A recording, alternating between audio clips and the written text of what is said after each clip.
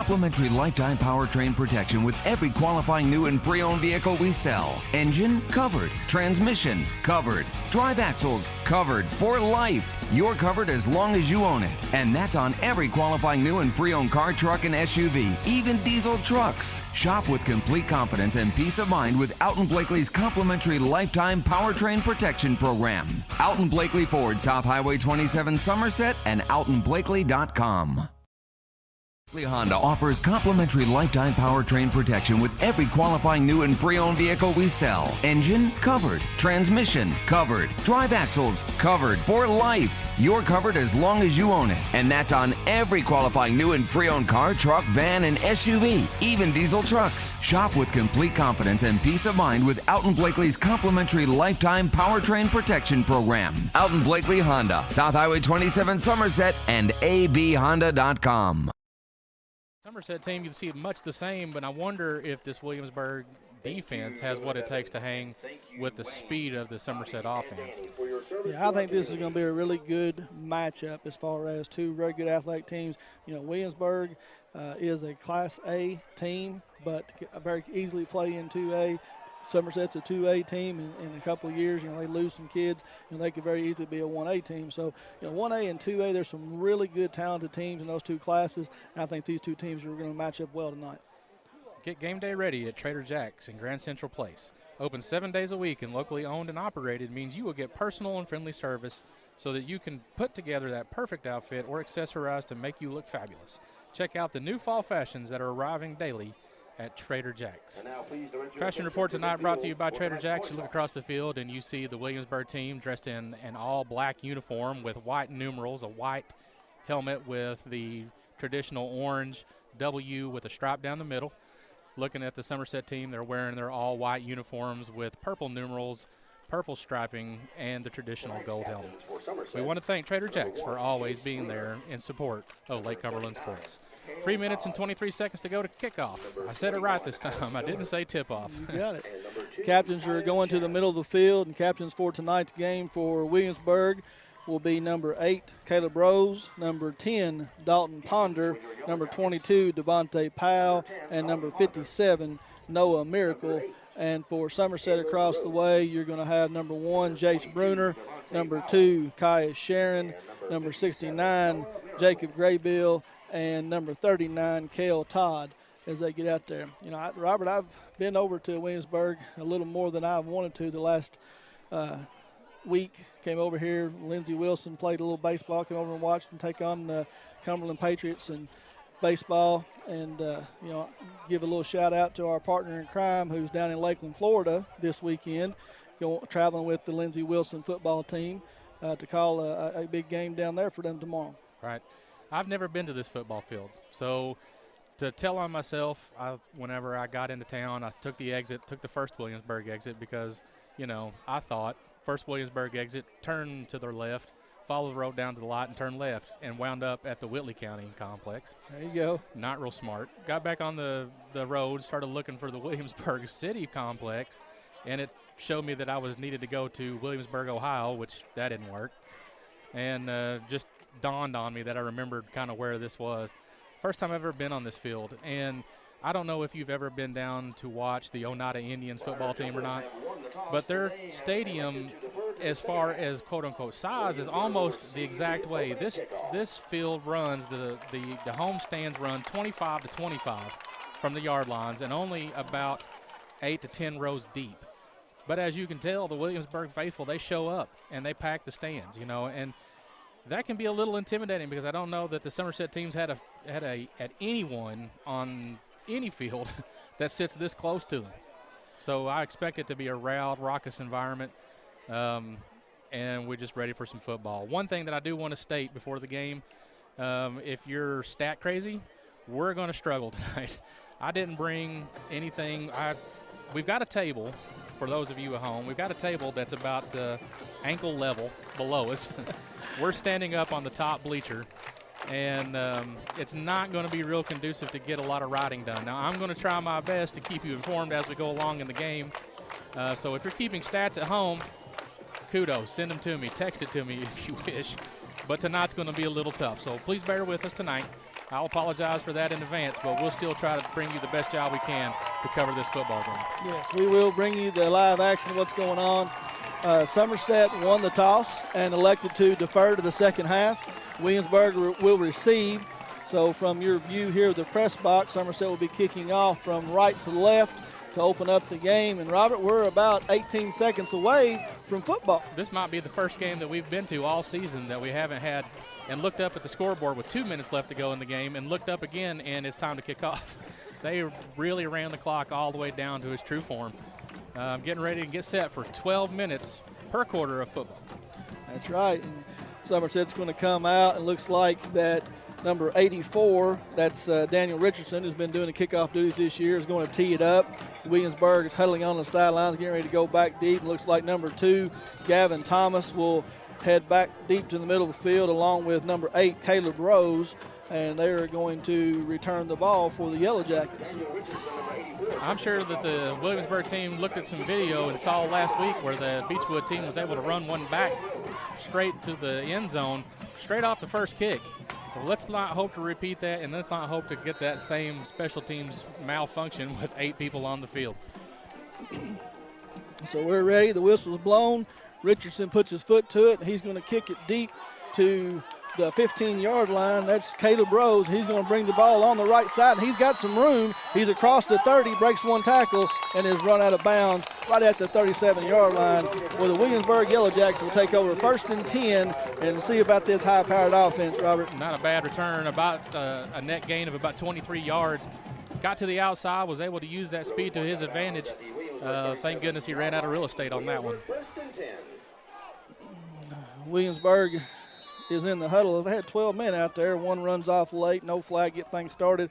But Dalton Ponder is going to bring his team to the line. He's got 2 wide receivers to the right, 1 to the left. Pistol formation with Anthony Snell behind him. He calls out the signals. He's looking at the defense. He takes the snap. He hands it off to Anthony Snell, and he's over for a big gain of about 7 yards all the way up to the 49-yard line. It's going to bring up 2nd and 3. I'm sure a lot of time spent scouting on this team, knowing that it's going to be pass heavy. Came out and ran the ball the first possession of the game for about 7 yards, and it was a great run right down the seam. Williamsburg looks like they're going to come out this time 4 receiver set, 2 to the right, 2 to the left.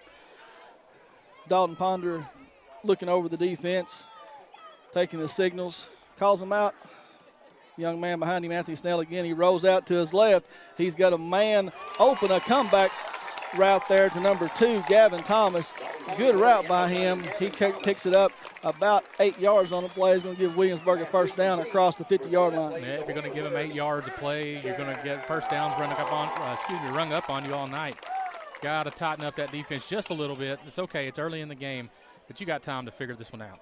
Kay Grundy was in coverage over there, and the young man for Williamsburg, Gavin Thomas, just ran a good route, and Cade wasn't able to stay with him. So 1st and 10 here for the Yellow Jackets. Ponder looks over the defense, calls out the signal, same formation, 2 to the right, 2 to the left. Just takes a snap, and it's just a quick pass right out there to Gavin Thomas again on a little comeback play for about 6 yards.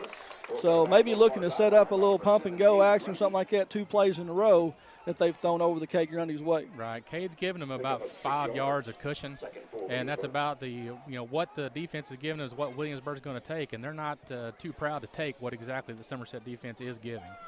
Somerset has not been able to get any pressure whatsoever on him so far in their traditional 34 defense. Comes out this time, a little tighter set.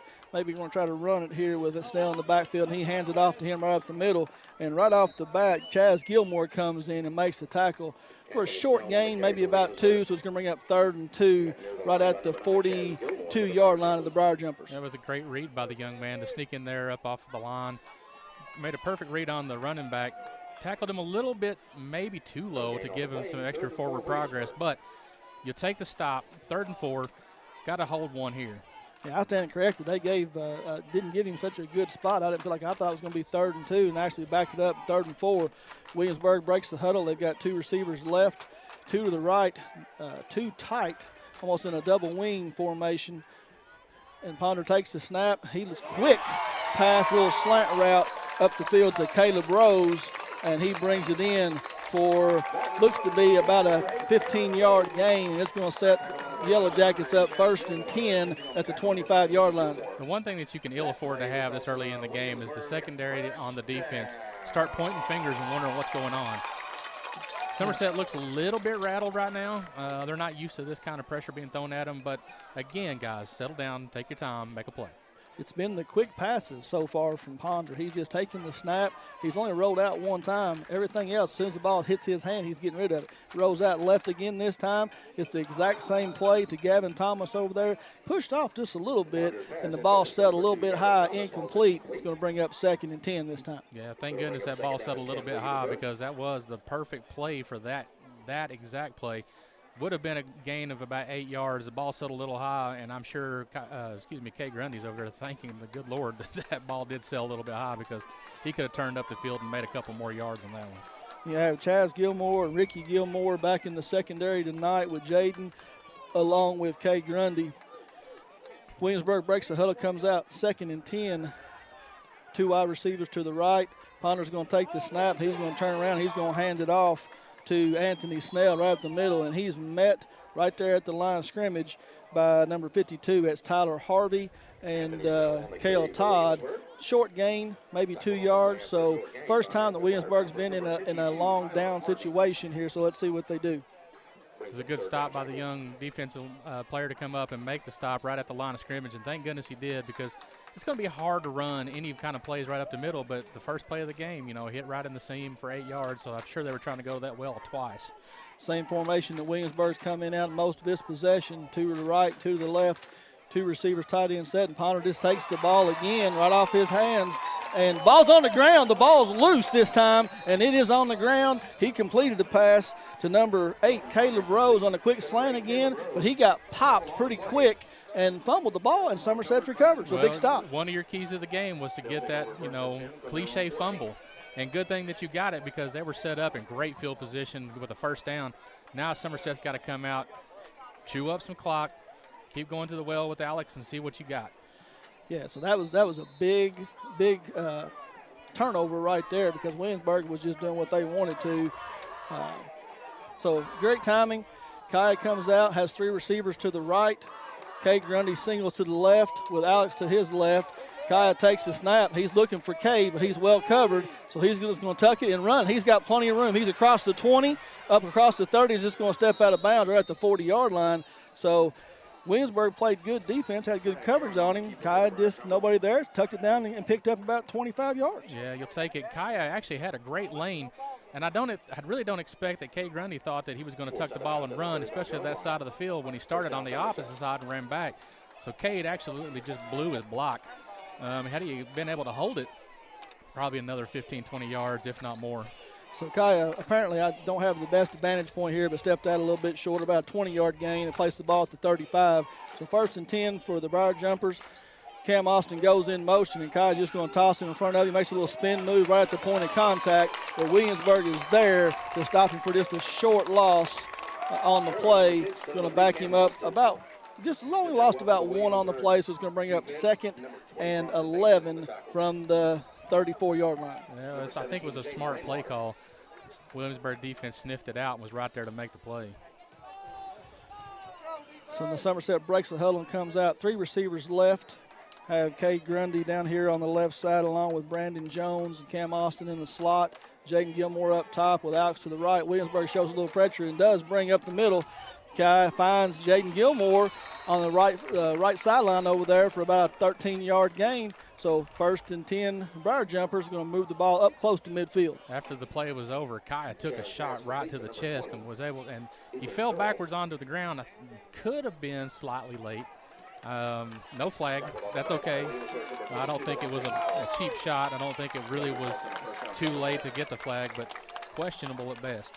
Same formation for the Briar Jumpers. 3 to the left. Alex in the middle beside Kai. He's just going to grab the ball, turn it to Cam Austin over on the left side, and he's got some room across 50 with some blocking in front, and he's down to about the 42-yard line, 43-yard line on Williamsburg. So a nice little play, a little quick pass, get your athletes in space and let them go to work. And he picked up 8 on the play, going to be 2nd and a short 2. I think Cade heard me. had a great block that time. He didn't look up at the stands and point at me, so that's probably a good thing. But we'll take 8 yards every single time. Yeah, when your wide receivers can get blocks downfield, that usually means good things. So they're going to flip the formation this time as they break the huddle. Trips to the right. Jaden Gilmore, single receiver on the left. Alex Miller to the left of Kaya, calling out the signals. Williamsburg showing a little pressure, and they do bring the middle linebacker. Kaya looking, and he sees Alex over here in the left flat, and he's got him down the left sideline, makes a couple of good moves, but there's flags down, and I'm going to say this one's going to be holding, Robert, coming back. Yeah, I think so, especially where the spot of the foul was. I thought that Kaya was looking over to the sidelines to see if he passed the line of scrimmage or not, so he looked a little bit in disbelief. It's a shame, had a first down, gave it up. Get another chance, get you another first down. Yeah. Referee and umpire both threw the flags right there, right in the middle of the field, so don't know exactly who the holding call was on. May have been multiple offensive linemen. Kaya was looking to try to tuck it and run, and then all of a sudden he just popped up and saw Ox sitting over here in the left flat by himself, tossed it to him, but the flag will negate a big play. He's going to drive the ball all the way back to their own 44-yard line, where it's going to be second and about 14 now. 2 receivers to the right, 2 to the left. Alex to the right side of Kaya in the shotgun formation. Takes a snap, drops back. He's looking. He finds Kay Grundy on a short play, only for about 3 yards, 2 yards maybe, right at midfield or just across the 45. Going to bring up 3rd and 12. 3rd and 12. You don't have a whole lot of plays in the playbook just for that. Number 5 was wide open down the middle of the field. Oh, was he? Yeah, and I don't know if it was just maybe he was cued in on Kay Grundy the whole time or what. That's okay. Maybe use that as a decoy to go back to later in the game. Trips to the left. This time there's Ricky Gilmore is split out wide to the right by himself. Kai's going to take the snap and roll out to his left. He's under a little bit of pressure. He's looking for a lane to go. He's going to go right back up the middle, tuck the ball away. Williamsburg's there to stop him as he crosses midfield, though. Right at the 46-yard line. It's going to be short of the first down. Going to be 4th and 5. So Coach Lucas going to think about this for a second. And he may go for it, Robert. I don't know that you go for it right here. I don't ever question the coach. That's why I'm not on the sideline. I think you play field position on this one. Your defense has played, I know that they were getting, 8, 9 yards here and there, but I think maybe you play field position on this one. But offense is going to stay out there, Robert. That's 5:27 right. to go in the first quarter in a scoreless game. Maybe trying to draw them off sides. Brought the offense out. He's called out a hard signals a couple times. Williamsburg's not going to move, and that's exactly what it was. They're going to call a timeout, and I think Coach Lucas is going to go ahead and punt this away and play field position. Well, I'm not a big fan of that play, and I'm not. And let me rephrase. I understand why you do it. I understand you go out there with a hard count, trying to draw the line off sides, especially early in the game when the guys are a little more energetic than normal. However, I think they saw that one coming a mile away. Henderson Chiropractic, committed to relieving your pain using the true principles of chiropractic care. Their caring, helpful team strives for excellence through extraordinary service and patient education. Dr. Henderson provides chiropractic care for injuries that occur during sports, auto accidents, work-related activities, or just everyday wear and tear. The experience you need for the results you want, that's Henderson Chiropractic. So with 5 minutes and 16 seconds in the first quarter, we're scoreless here at Williamsburg, Kentucky, home of the Yellow Jackets. Looks like that Kate Grundy is going to drop back, and they are going to punt the ball here, Robert. 4th and 5, hopefully try to pin Williamsburg deep. I kind of wish they went that route to begin with. It's just personal preference. I think maybe you try to draw them off sides later in the game when maybe the pressure's a little more on them. But, again, that's why I'm not on the sideline. Caleb Rose deep back for the Yellow Jackets. Kate Grundy takes a snap, puts his foot to it. It's a line drive, end-over-end punt that Caleb's going to pick up in return. He comes off the right side. There's some blocking there, but he is upended right at the 30-yard line. Looked like that was number 16, Jacob Smith, on the tackle. So Williamsburg is going to start 1st and 10 from their own 29-yard line with their second possession. That's about where they started that last possession, too. Let's see if Dalton Ponder can come out and lead this team in the same way he did the last time, or if the Somerset defense will rise to the occasion. So Ponder breaks the huddle. Williamsburg's going to come out, 2 receivers to the left, 2 to the right. He's going to have Anthony Snell lined up just to the right of him in the shotgun formation. He looks over the defense. Somerset looks to be Preston, showing a little bit of pressure up the middle. And here they come. And he's looking to run, and he does, and off the right side, and he's going to be brought down after a short gain of about a yard along the right side, and he's dropped by Cam Austin right there at the line of scrimmage. Good pursuit by Cam Austin to be able to close to the outside of the offensive line. It's a great play by the young man. If you can limit them to 2 yards of play, then you're going to be very successful on the night, but you can't just come out here, give them 2 yards, and then turn around and give them 12. Coach Swearingen brought pressure that time. He sent both his middle linebackers. Williamsburg did a good job of picking it up. Ponder didn't really have anywhere to go, and he scrambled around the right side and picked up 1. So 2nd and 9. Ponder calls the signals. He's got Snell behind him in a pistol formation, turns around and hands it to him right up the middle. He tries to cut off the right side, and there's just not a whole lot of room for him there. So Briar Jumpers defense settling down a little bit, playing a little bit better. Gained about 2 yards on the play. So, again, we're going to have 3rd and long situation here, 3rd and 7 with 4 minutes and 6 seconds to go in the first quarter. That's right. That gives them a little more pressure on actually the Williamsburg offense to be able to create the first down. Somerset's defense had come to rise to the occasion on this play, but you kind of know that this one's probably going to set up for a pass play. Get up there and give a little pressure. Some of these defensive positions are still giving about 5 or 6 yards of cushion, which is probably a little bit too much.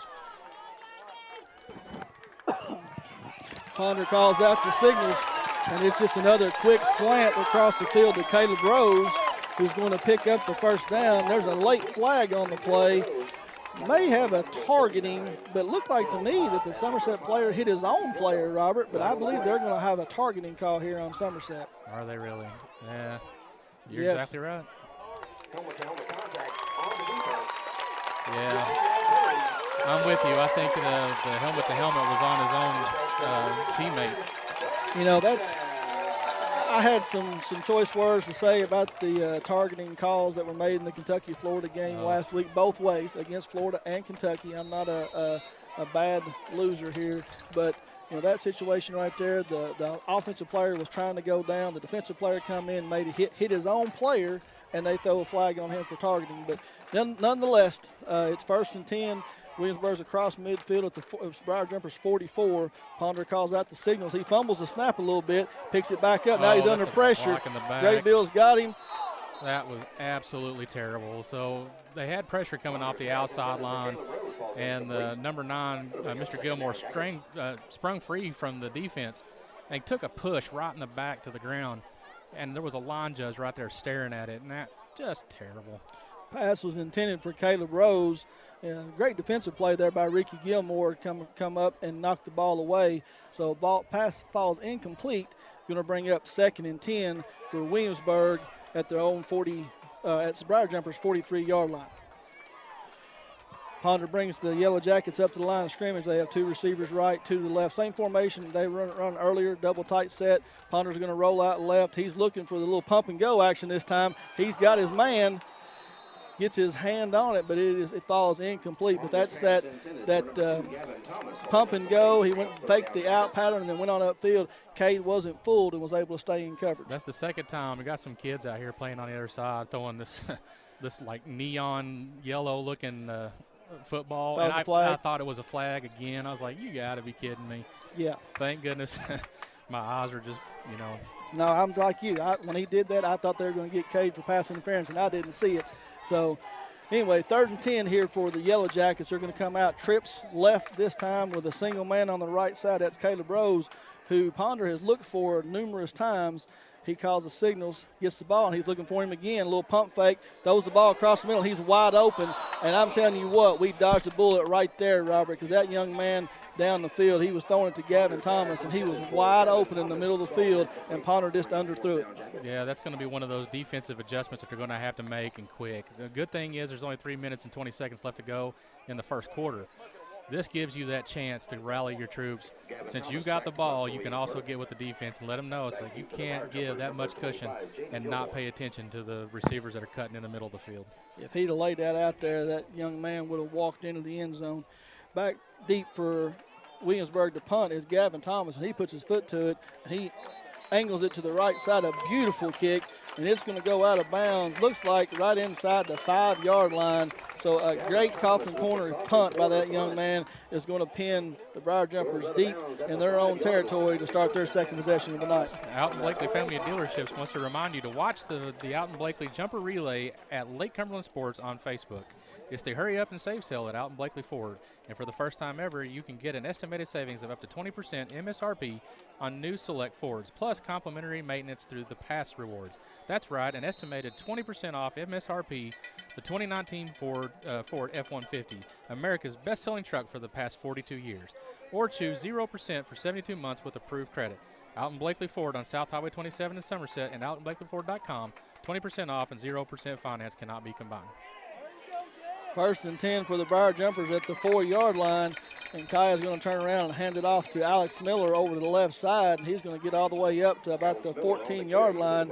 Going to be real close to first down yardage. There's a flag on the play, but it is a sideline warning on the Briar Jumpers sideline. I don't know if it's on the coaching staff or the kids too close to the field, but nonetheless, that doesn't really affect the play, so it's going to be 2nd and a short 1 right at the 14-yard line. You got to feed Alex early and often. You did that last week against the Beechwood team, and he had plenty of success.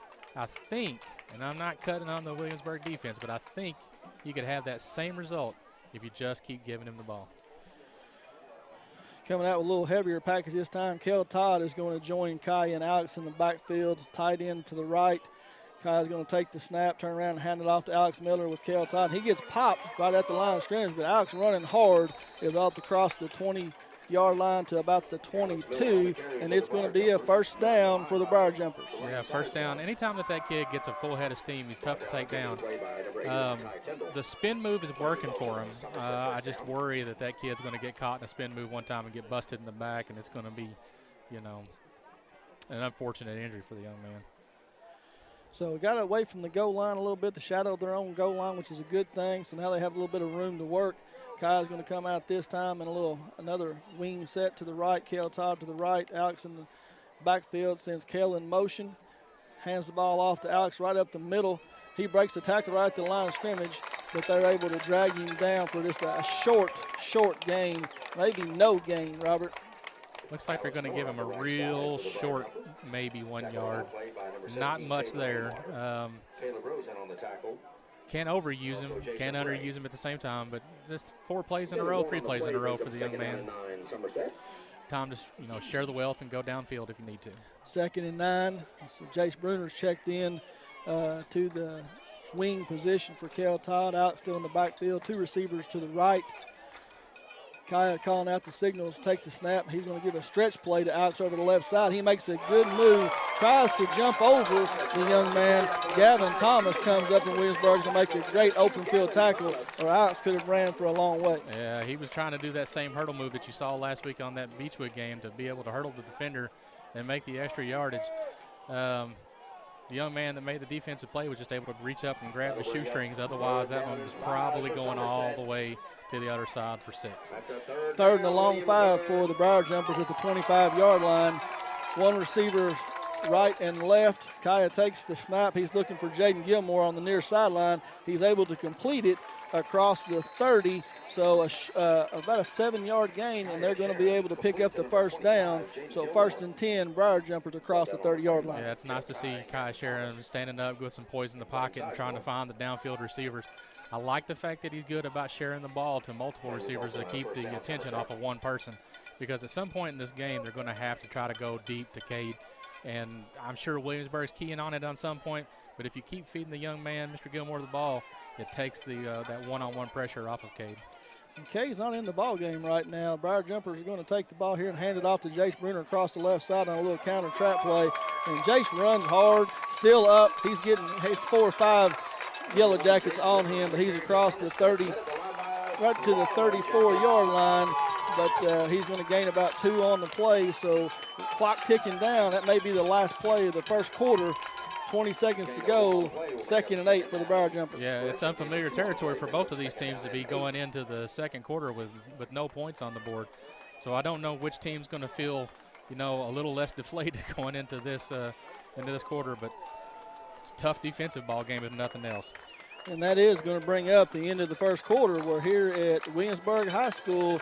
The score remains Williamsburg 0 and Somerset Briar Jumpers 0. Entrust Counseling is proud to offer psychiatry, counseling, case management, medication assistance, and family practice services all under one umbrella. Please call them at 676-0638 or check out their new website at entrust-healthcare.com to get services started today. You can also find them on Facebook.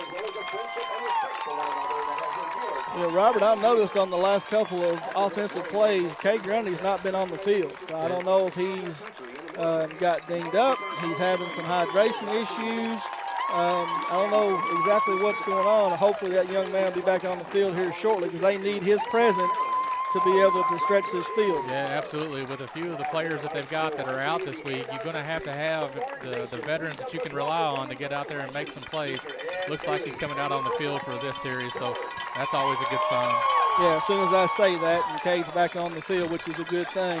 So as we switch sides, Briar Jumpers are going to take the ball from their own 34-yard line and looking to get some offense going here.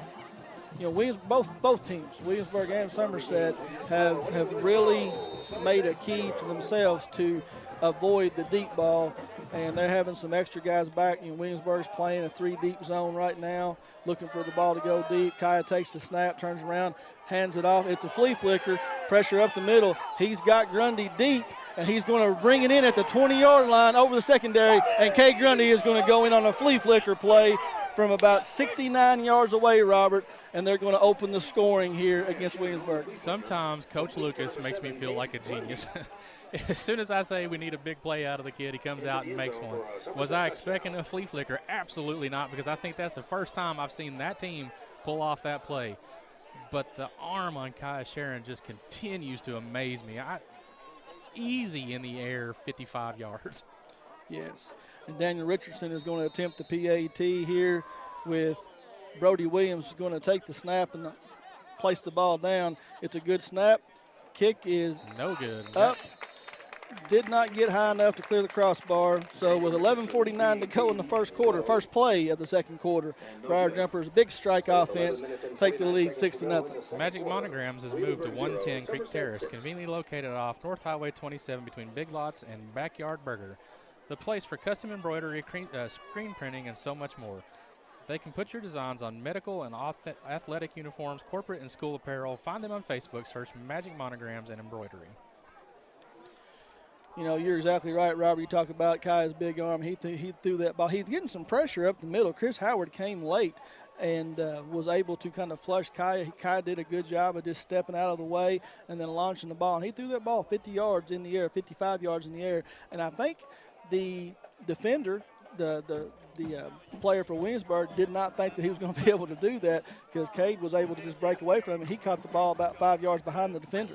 That was what I thought might have been one of the keys to the game early, is that Kaya Sharon's arm, of course, but Cade Grundy's speed is just, you know, the kid's got an offer from Louisville as a baseball player as an 8th grader, but I'm not saying he's got major D1 speed, no. But he's got great hands and great speed, and he's faster than most of the defenders that you're going to put him up against, so you got to use that weapon more than, you know, a few occasions a game. Richardson puts his foot down to about the 25-yard line where Caleb Rose is going to field it and bring it up across the 30 again, Robert. So Williamsburg is going to start out 1st and 10 from right around the 30-yard line. That's where they've started all 3 of their possessions tonight. I could tell Mikey Garland really wanted that play. He came down, and there was a young man on the Williamsburg team that tried to come up and lay a good block, and Mikey lowered his shoulders and blew the kid back and was still able to make the defensive play. So what I love about Mikey, he's just got so much energy and so much want to that he's just so much fun to watch. So the double wing set, the Williamsburgers ran for most of the game. 2 receivers left, 2 receivers right. Ponder calls out the signals, takes a step back. He pump fakes. He's looking to go deep on his own, and he's got a man. He's back there. He's wide open. Caleb Rose at about the 30-yard line. He got behind the defender, and he's going to take it all the way down for a touchdown. So just a turnaround for 77 plays, and Williamsburg is going to tie the score up. So 2 plays, 1 for Somerset, 1 for Williamsburg, and we're tied 6-6. I was trying to figure out if this guy that is, yeah, he's still talking some trash. You know, that's fine. Let it be, man. You're excited. Get excited, but show some class and yell the other way, man. I didn't do anything to you. It was a great play. Almost the same exact play that Somerset got busted on, almost the same exact location. Can't leave those guys open downfield.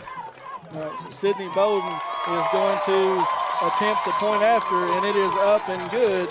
And Williamsburg takes the lead with 11:32 to go in the second quarter. So 2 big plays.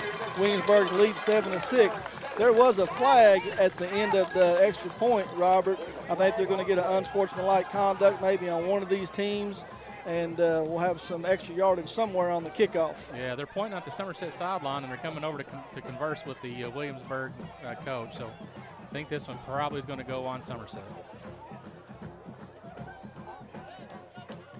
Yeah, don't mean to leave you a whole lot of silence right here, but the referees are meeting, talking about, here's a signal, unsportsmanlike conduct against Williamsburg. Well, okay. Wait a second. No, then he turns around and points it against Somerset. So I think we have unsportsmanlike against Somerset, and it should be walked off on the kickoff. So Williamsburg is going to bring the ball all the way across midfield to the 45-yard line, and we'll kick it off from Somerset side of the field. Yeah, even the cameraman, I think, was enjoying the show two rows in front of us on that one. That was pretty legit. I wish I'd have had my phone ready for that. If I'd have known that was coming, that would have been worth it. So it was unsportsmanlike conduct against Somerset. So here at the beginning of the second quarter, we've had some fireworks after a pretty quiet first quarter. 2 big plays, one from Somerset to score on a flea flicker, and one from Williamsburg where Ponder broke contain and found the man behind the defense. Kay Grundy, Jaden Gilmore, and Alex Miller are going to stand at the goal line for the Briar Jumpers, and number 72, that's Casey Kaiser, is going to put the ball on the tee for Williamsburg, ready to kick it off. See if I can do a little business while he's teeing it up. At White's Cabinets, they provide their customers a friendly service. They value your business, and it's their mission to provide reliable products and services. The courteous and professional team at White's Design Center can turn your vision into reality. Visit the White's Cabinet Design Center on the corner of South 27 and Slate Branch Road to learn more about what they can do for you. Kaiser, I don't know if it was meant to be an onside kick, but he come off the side of his foot, and it rolled up to the 32-yard line where Mikey Garland was aware of it, hopped on it. Ball squirted free just for a second, but he was able to jump on it, and the Briar Jumpers were able to maintain control, and they'll take over at their 32-yard line, 1st and 10 with 11:29 to go in the second quarter. It's pretty smart timing for the Williamsburg team to try to do an onside kick when you think they're going to kick it deep because you got that extra 15 yards. But, hey, we'll take it. Decent field position when really we didn't, have it off the kickoff anyway. Somerset's only got 10 players on the field as they break the huddle. Kyle looking for some help. Mikey Garland runs on late. He takes the snap, turns around, and runs a stretch play off the left side to Alex Miller. He makes a great cut. Williamsburg defender is trying to pull the ball away. He's not able to. Alex is across the 35, gains of about 6 on the play, so nice gain on 1st down. Going to bring up 2nd and 4. Good thing his knee was down. The ball protection is one of those things that Alex and even Kaya have a problem with sometimes, where they try to extend their arm out for those extra yards. And that's going to be a problem at some point with some of these teams that will be able to strip the ball, right at the time of point of impact for the knee on the ground. So it's one of those things that they really, really need to work on. Pistol formation with 2 in the back is Jace Bruner and Alex Miller. Receivers right and left. Kaya takes the snap, and he's looking for the tight end that comes off there, and that's Carson Guthrie, and he gets the ball. Ball comes out late again as he was trying to fight some yards, and I don't know if they're going to rule him down. Looks like they're going to say he was down, so it's going to be enough for a 1st down up to the 45-yard line. So 1st and 10 for the Briar Jumpers. Took a long time for the white hat to blow the whistle, and the kid was down for a good couple of seconds. Be nice, Robert. Be nice. So 1st and 10 for the Briar Jumpers. Same formation, just flip the side. Jace Bruner goes to the left side, tight end to the left. Two receivers, one to the right, one to the left. Kaya barks out the signals, takes the snap, turns around, stretch play to Alex off the left side, running behind Jace Bruner, and he's just turning his legs. Williamsburg's trying to pull the ball out, and Alex just keeps running. He's going to pick up 8 yards. Yeah, that was a good run by the young man. I thought he was stopped about 4 yards behind the play. Was able to, peel through the line of scrimmage for a few more yards. Don't know how he does it, because I always expect the whistle to be blown 4 yards behind where the play actually stops. Williamsburg's making contact not far past the line of scrimmage, but they're trying to rake the ball out instead of wrapping up. So 2nd and 3, Kaya takes the snap. He's going to fake it to Jace Bruner off the left side, run a little option to the left, and Kaya's going to keep the ball, and he's going to get across the 35. And as he dives and tries to extend, the ball squirts out, but he was well down. Ground can't cause a fumble. Thank goodness. We just had that conversation about these kids, protecting the ball, because that's going to be an important piece of the puzzle. Yeah, that's exactly what you said, reaching out, trying to get some extra yardage. But when the ball hit the ground, it popped loose. But big play by Kaya right there. A little option to the left side, kept the ball, picked up about 16, 18 on the play. Is going to bring up 1st and 10 at the 33-yard line of Williamsburg. Same formation again, and Williamsburg's seen enough. They're going to call a timeout. So with 9 minutes and 25 seconds to go in the second quarter, Briar Jumpers trailing 7-6. We're going to go to a timeout. At the end of the game, Somerset Community College will be listed as the offensive player as the game. The University Center of Southern Kentucky is a multi-university of 4 public universities, including EKU, Moorhead, WKU, and UK. The colleges are bringing bachelor's degrees and educational opportunities close to home in Southern Kentucky. The University Center of Southern Kentucky will provide several pathways for students to earn 4-year degree from partnering universities in Kentucky on the same campus as Somerset Community College. After completing a 2-year degree at SCC, the students will be able to choose from the partnering university of their choice to have success for the Student Support Services complete 4-year bachelor degree program at Somerset Community College. One thing that I noticed looking at her on the field, Robert, Williamsburg is, they're a much single-A school, so they have a lot of young men that play both ways. I know Coach Lucas did the same thing with Beechwood, trying to run the ball, trying to wear these guys down to where maybe late in the game that our depth can take over a little bit. So 9:25 to go, we're back on the field. Kai comes out, Jace Bruner to his right, Alex behind him. He turns around and hands it off to Alex, and he just runs over a defender at the 25-yard line. A big hit by that young man.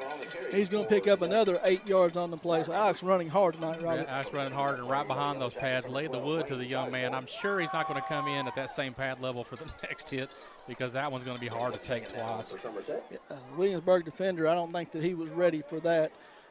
We'll see if next time Alex is there if he doesn't try to go a little bit lower. So 2nd and 2, same formation that we've seen here, trying to pound the ball a little bit. Jace to the left, Alex behind Kai in the pistol, turns around, is going to hand it off to Aya along the left side.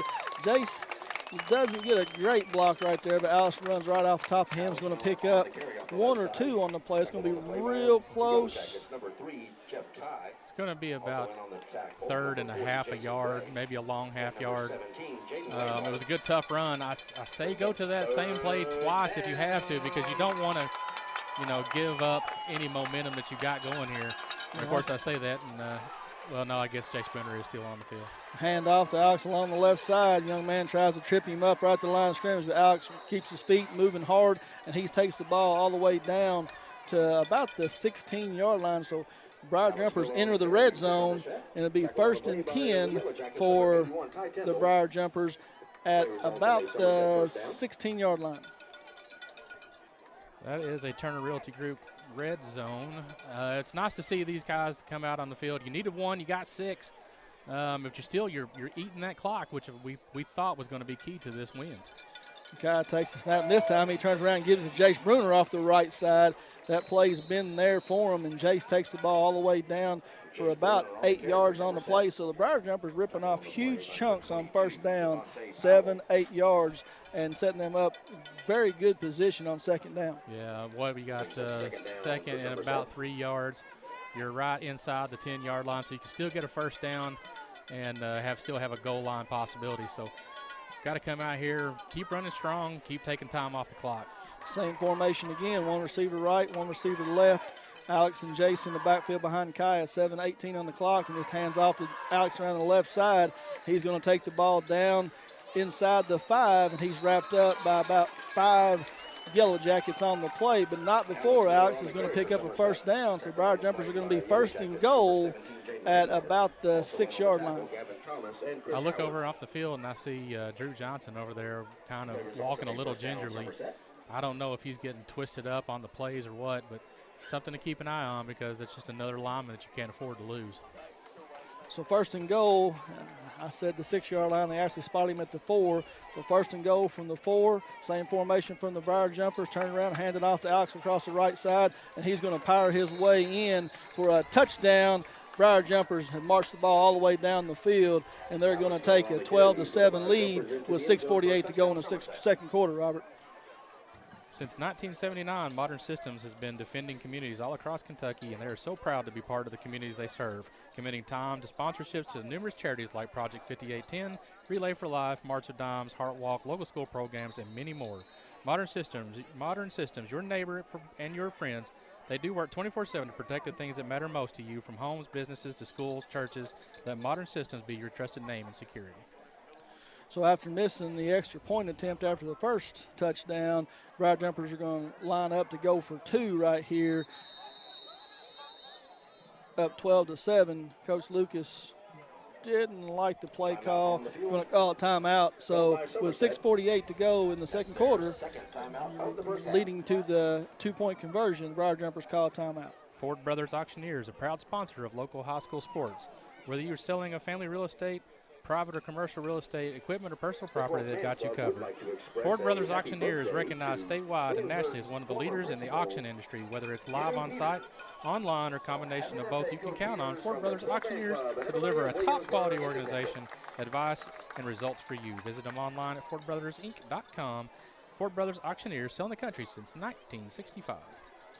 A lot of rinse and repeat on that drive, Robert. It was a lot of Alex Miller to the left, Alex Miller to the right, Alex Miller to the left, Jace Bruner maybe off to the right a little bit.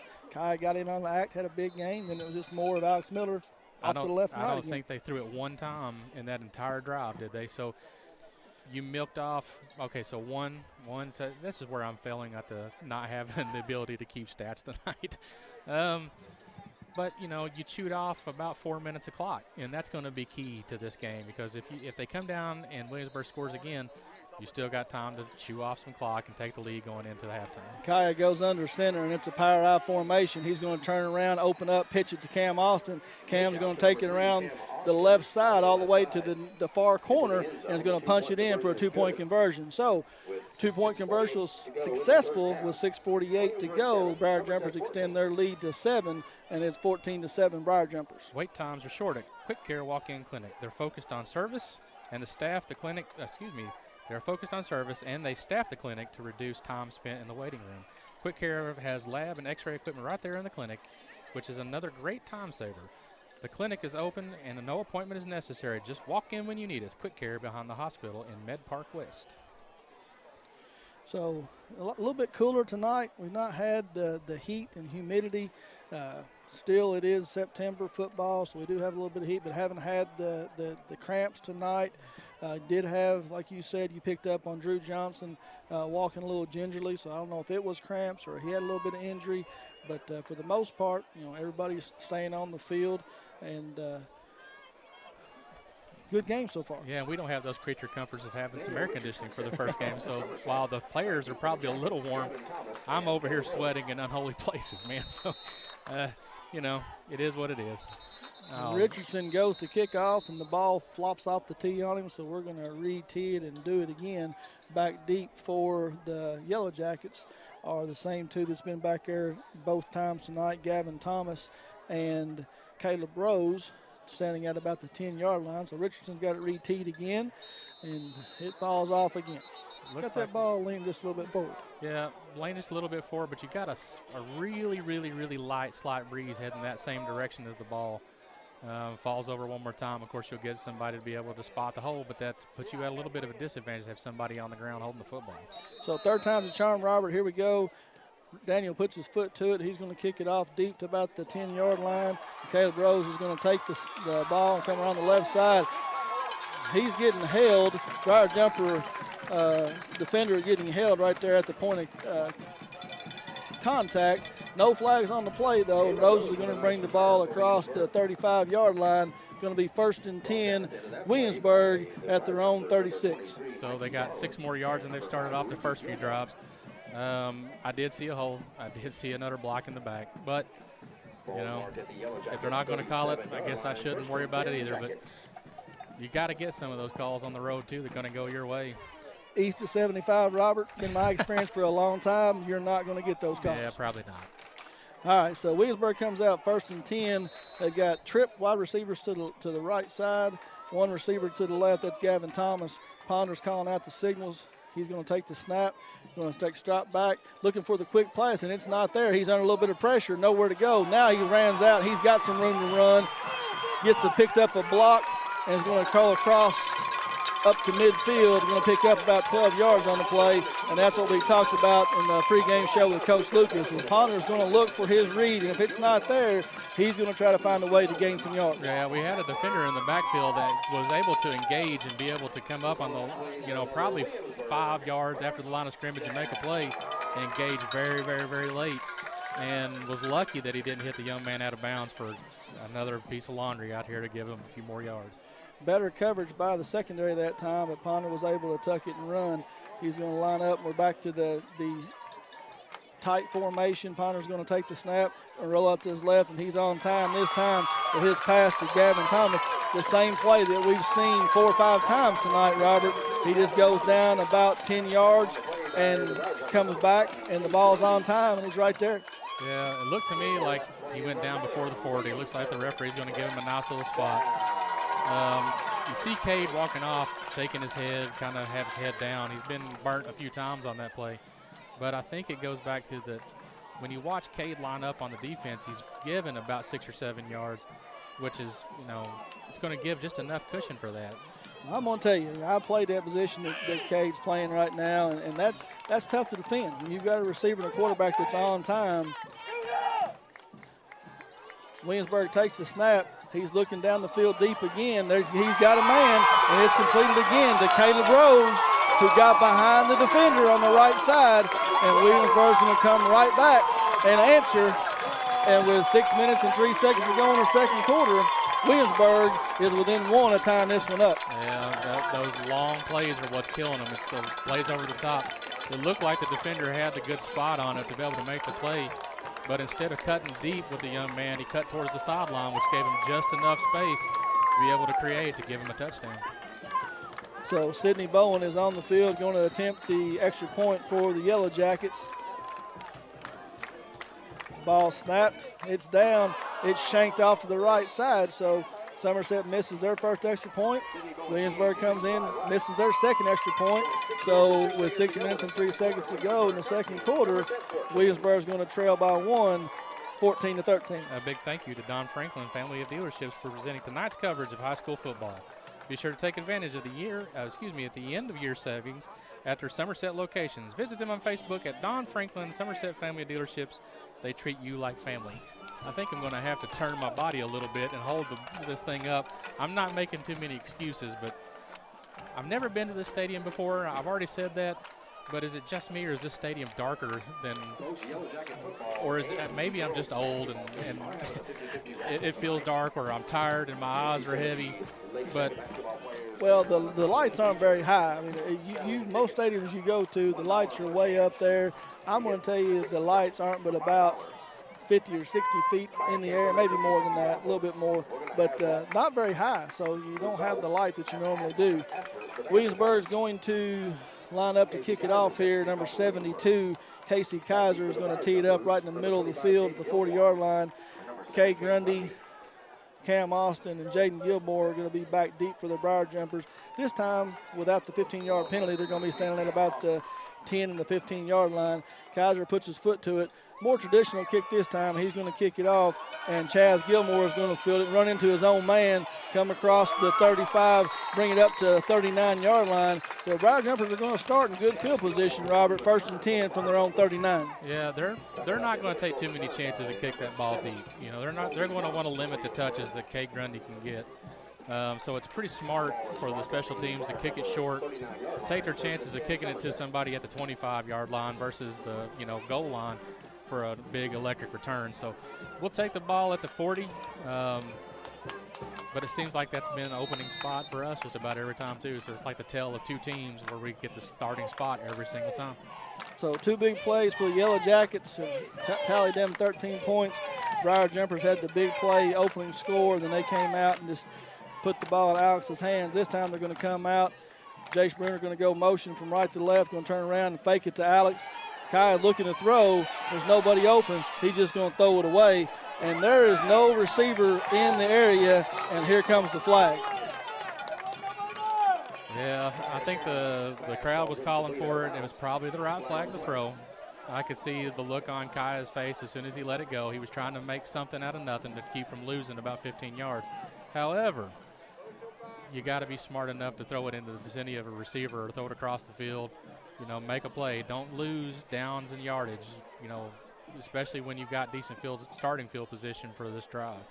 Yeah, the nearest receiver for the Briar Jumpers was about 20 yards away. Kai he was under pressure, trying to do the right thing, not going to take the stack, but throws it away. But unfortunately, there was nobody there but the Yellow Jacket sideline. So probably going to be intentional grounding with a loss of downs. But now this referee crew getting together, having a little conversation, going to try to talk it out, see what they're going to call. They haven't made a signal just yet. Yeah, I'm kind of concerned on what they're trying to call here. I guess they're going to the sidelines to find out if he wants to accept the penalty or not. I don't know why you wouldn't. I mean, like I said it's a spot foul with the loss of down. So I don't know why you would even discuss whether you would decline it or not. So if you decline it, the ball goes back to the line of scrimmage. Right.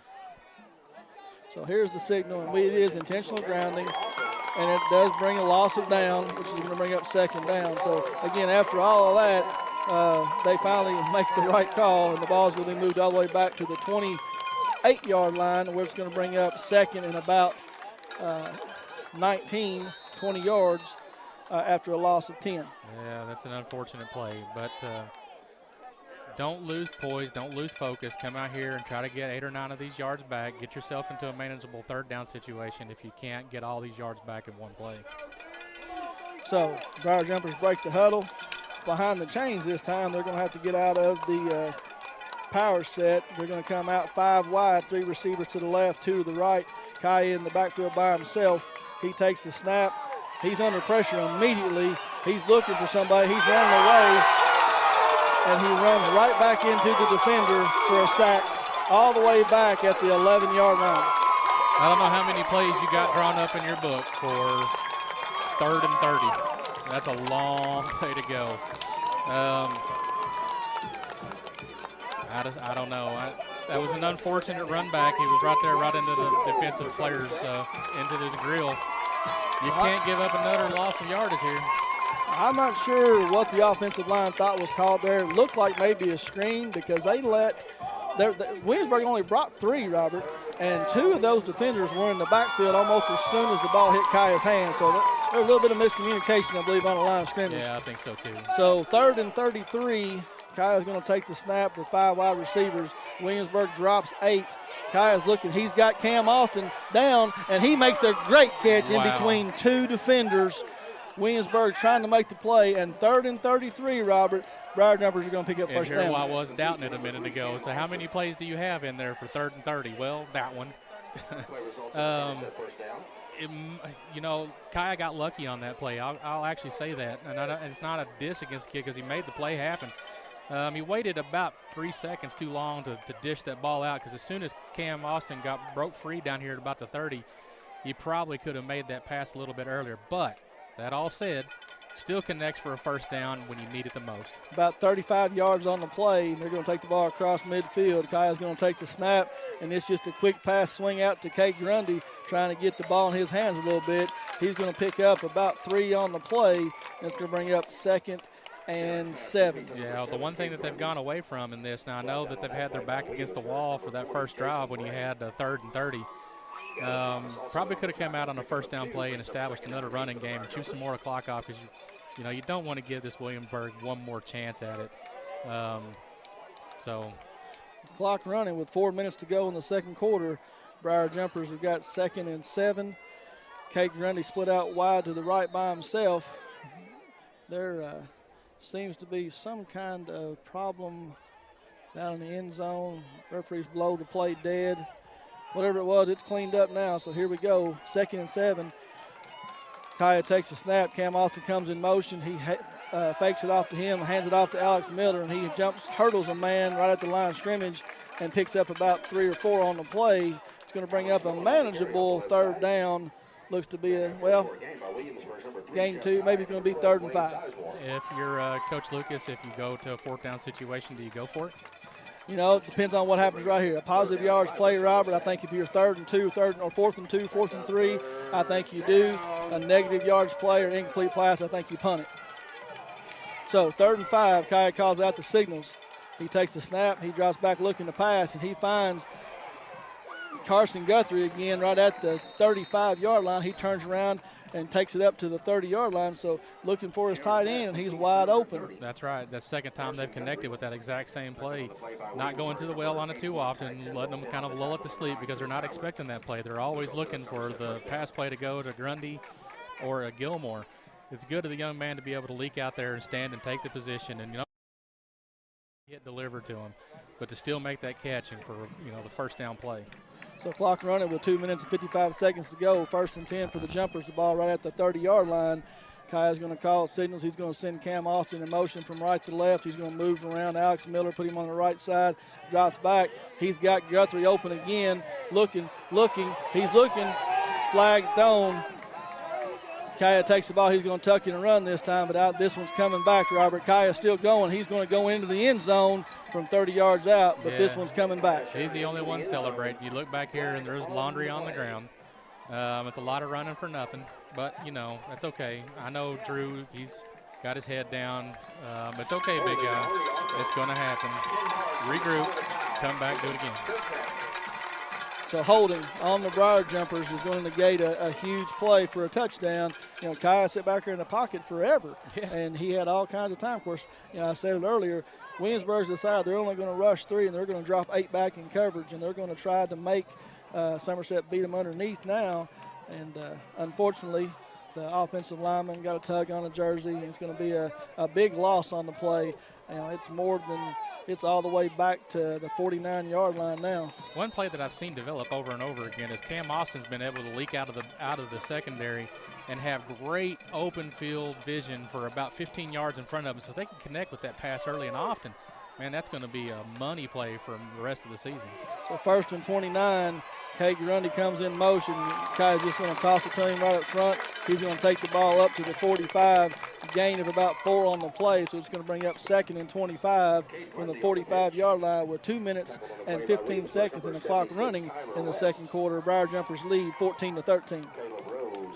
I'd like to put some points on the board right here, Robert. And, that 2-for-1 I've talked about all year long. If they can get some points here, they get the ball back to start the second half. So it'd be a great opportunity to put some points on the board. Field goal position, you put some points on the board and create a little separation.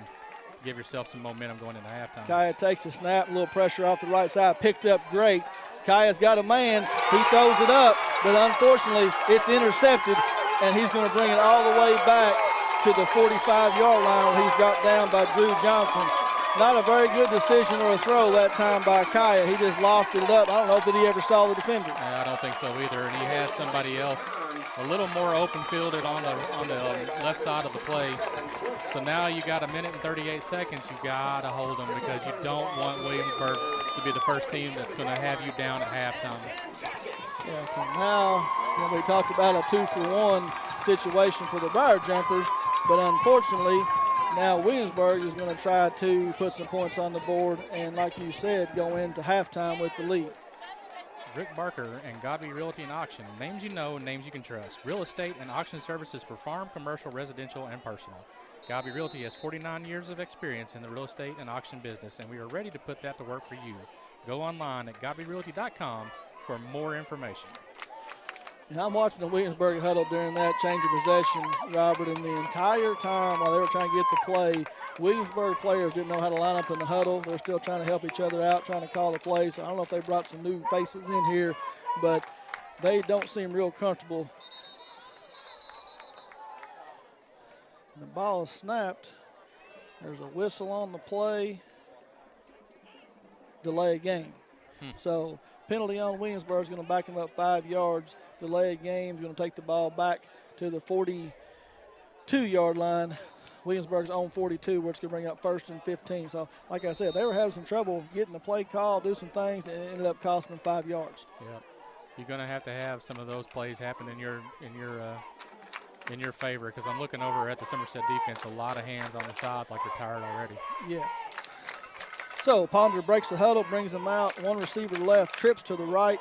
He's got Anthony Snell in the backfield with him in the pistol formation. He takes the snap, ball hits his hands, and it's away quick, and it goes through the intended receiver, Caleb Rose's hand, who he's been looking for all night long, but just a little bit high and falls incomplete. So 2nd and 15 for the Yellow Jackets. Unless I haven't been paying attention, I've looked up and I noticed that Kaya Sharon's out here and playing on the free safety. I don't know that I've seen him doing that all night, but, you know, he's rangy and quick, and you got to have somebody out there to kind of slow this offense down, try to get some, you know, kind of momentum going back in your favor. So it's good, smart play. Just stay healthy, young man. Okay, he lost a shoe on the play, and he's had Mikey Garland and Jay Sprinter help him get it put back on, and we're ready to go again. So with 1 minute and 36 seconds to go before halftime, Briar Jumpers lead 14-13, looking for a big stop right here. Ponder calls the signals. Briar Jumpers bringing some pressure. Flag on the play. And Williamsburg saw the pressure coming and jumped, and they're going to back them up 5 more yards. Legal procedure on the Yellow Jackets. Now it's going to bring up 2nd and 20. Since 1920, Citizens National Bank has been located on the Fountain Square in downtown Somerset, and this has been their home for nearly 100 years. Lots of their customers live and work here. Over half the Citizens Bank team, 72 employees to be exact, work downtown. And now, more than ever, Citizens National Bank is excited to be part of downtown community. They love downtown Somerset and are here to stay. Citizens National Bank, moving forward, moving together, member FDIC. Trips to the right, one receiver to the left. Ponders in the pistol formation. Briar Jumpers looking to bring some pressure, and Bruner does come. They got him pressure on him, but he rolls out to the right. He throws it up deep, and another bad errant pass by the quarterback late and over the middle, and Kai Sharon is going to return the favor, and he's going to intercept the ball and bring it back across the 40-yard line. There's laundry on the field. I see at least 2 flags. So I believe, I want to say that Ponder was across the line of scrimmage when he let that ball go, Robert. I think so, too. I think that's going to be the first call. But the Somerset coaches over there look a little bit upset. So I don't know which one's going to happen. I don't know if they're going to call, you know, going past the line of scrimmage, or, you know, if there was, you know, some kind of personal foul coming. And I don't know. It's always hard to say with this group. No, legal forward pass. He was across the line of scrimmage when he let it go, and it was just a bad pass. Ponder come across.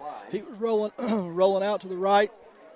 Saw a man open, but, you know, you never throw the ball late and over the middle. That's what he did, and it came out a little sideways. Kaya back there playing center field. It intercepts it. So 2 big turnovers by both teams right here. Now set Somerset up again across midfield in Williamsburg territory at the 40-yard line. Hopefully put some points on the board. Yeah, Somerset's winning the turnover game, so now they got to connect and put something, because if they don't, you know, it's not a big enough, you know, gap in the point score, you know, to make you too comfortable. So with 1:21 left to go, it's Somerset 14, Williamsburg 13. Keeping stats and the correct score is important to players, coaches, and fans. The same can be said about keeping your taxes and finances in order. For over 26 years, Randall D. Turpin CPA has been doing just that. If accounting is not your thing, then let the pros at Randall CPA do it for you. Proud sponsors of the Randall D. Turpin Scoreboard, located on Parkers Mill Road in Somerset, Kentucky. In real estate, working with the right people matters. Barry Turner, broker co-owner at Turner Realty Groups, knows the ropes. Over the years, Turner Realty Group has developed excellent relationships with their clients. See for yourself on their Zillow profile, with more reviews than anyone else in Lake Cumberland region. Turner Realty Group, just off Highway 27 between lights 21 and 22. Call 679-SOLD or go online at shopsomersethomes.com. Robert, as we come back here with 1:21 to go on the clock before halftime, you know, it's not been a very clean game. Williamsburg's had 2 turnovers. Somerset's had 1. But it's been a fun game. It has been a fun game. It really has. I mean, both teams going after it. 2, like I said, number 1 team in 2A, number 2 team in 1A, and both of them have showed up well tonight. Kaya brings the Briar Jumpers to the line. He calls the signals, gets the snap. He's looking for Kay Grundy on the right side. Just a quick stop pattern. He makes 2 people miss, makes a 3rd miss, and he's all the way down into the red zone. And it's going to be 1st and goal or 1st and 10 for the Briar Jumpers in the red zone. So just a quick out pass, and Cade makes 3 players miss and turns into a big play. Yeah, you needed those yardage. You're at a minute and 11 seconds left. You needed some forward progress. So now you're in field goal range, if nothing else. You still got time. Run a couple plays. Try to get 7 points on the board. Take that 8-point lead into halftime. Go out there and regroup your defense for the rest of the game. And Kaya hurries him to the line of scrimmage. As soon as they get the chains moved, they start the clock. He's just going to spike it into the ground to save a timeout. And so with that, it's going to make it 2nd and 10 at the 13-yard line. So the Briar Jumpers are going to at least have 3 attempts. Plenty of time on the clock, 1:06. I believe they have 1 timeout left. Both teams do. So did a good job of saving time out there. 2nd and 10. Kai's going to bring him to the line of scrimmage. 2 receivers right, 2 to the left. He has Alex Miller in the backfield with him. He's calling out the signals. Takes the snap. Tries to grab the snap with one hand as he's rolling out to the left, and the ball fumbles the snap and it's ground, but he's able to recover it. Yeah. So just trying to get out of there too quick. And now it's going to bring up 3rd and 10, and Coach Lucas is going to be forced to call his 3rd and final timeout of the half. So with 52.5 seconds to go in the first half, Briar Jumpers are threatening to take the lead, or take a bigger lead here, extend their lead up 14-13. L&N Federal Credit Union has been in business since 1954. Set up as a financial cooperative, profits are given back to individuals by way of better interest rates, lower fees, convenient services, and resource programs. L&N can offer everything necessary for someone's personal or business finances. Stop by their Somerset location in front of the Kroger Marketplace on 27 or go online at lnfcu.com. Equal housing lender and NCUA insured. So, Robert, it wasn't a bad snap. You know, the snap was head high, but as Kaya was trying to roll out to the left, he vacated a little bit, reached back, tried to grab the ball with one hand. Eyes went upfield, didn't concentrate on the snap, and the ball just hit the ground. Yeah, I think that's probably exactly what Coach Lucas is telling him over in the sideline right now. Ball first, get the ball in your hands and make the play. You can't make any plays with the ball on the ground. Yeah. Last thing we need right here is another turnover, threatening to score. And we went backwards on 2 plays here. So 3rd and 13 now from the 18-yard line. 52 seconds to go. 3 receivers right. Kate Grundy split out wide to left. Alex in the backfield with Kaya takes the snap. He's looking down the field. He's looking for Cade. He's got him. He's wide open in the corner of the end zone. And I'm going to tell you, Cade Grundy's not going to have an easier ball to catch right there. The defender went the wrong way, and Cade was wide open in the corner of the end zone, and he just lost concentration, and it falls incomplete. What a bummer play. With 46.3 seconds to go, it's 4th down and 15. I think if you can take a safe play into the end zone, you take one shot for it. It's not going to take much time off the clock, but at least you can put some points on the board. So with 46.3 seconds to go, score still Somerset 14, Williamsburg 13. Toyota of Somerset has been a proud member of this community since 1988, and they are proud to sponsor local high school sports. Toyota of Somerset is a multiple winner of the Toyota President's Award as well as the Dealer Rater Award. Whether you are looking for a quality used vehicle, Toyota Somerset will help you own a vehicle for less. They accept every credit application, and their lending sources have millions of dollars to lend. They are located at Stoplight 23 or online at toyotaofsomerset.com. They are all about the customer and are open until the last one is served. That's Toyota of Somerset, where they are all about you. So Williamsburg calls their final time out of the half, trying to save a little bit of time. If they can stop the Briar Jumpers here from getting into the end zone or they can pick up a 1st down inside the 5. But if they can stop the Briar Jumpers here, have a little bit of time on the clock, they've had 2 big plays, got behind the defenders. Maybe they're going to try to do something. But first of all, they got to stop this Briar Jumpers offense. So 46 seconds to go. Kai comes out, 3 receivers to the right. Cade Grundy split left again. Kai takes the snap. He's looking down the field. He's got Cade again on the exact same play. This time there's better coverage over there. They switched defenders that time. Gavin Thomas on the coverage, and he knocks it away. So ball falls incomplete, so they're going to turn the ball over on downs, and the Yellow Jackets are going to take over on their own 18. With 41.1 seconds left to go in the half, Williamsburg's been able to connect on a couple of really big plays and put points on the board. So you know they're probably going to try to air it out. I don't think they're going to get too gutsy with their play calling. I'm sure it's going to be, some conservative 8-yard, 9-yard passes out and out of bounds so they can conserve that. Well, they're out of timeouts now. So we'll see what they've got in the bank for this drive. So 41 seconds to go. Ponder's under center, and he's just going to take a knee. So after taking a timeout to try to stop the clock, thinking they might try to do something, they're just going to take a knee, and they're going to be content to let the clock just run down to 000 and go into the locker room down 1 point to a high-powered Briar Jumper offense. It's been able to only put up 14 points on the board in the first half.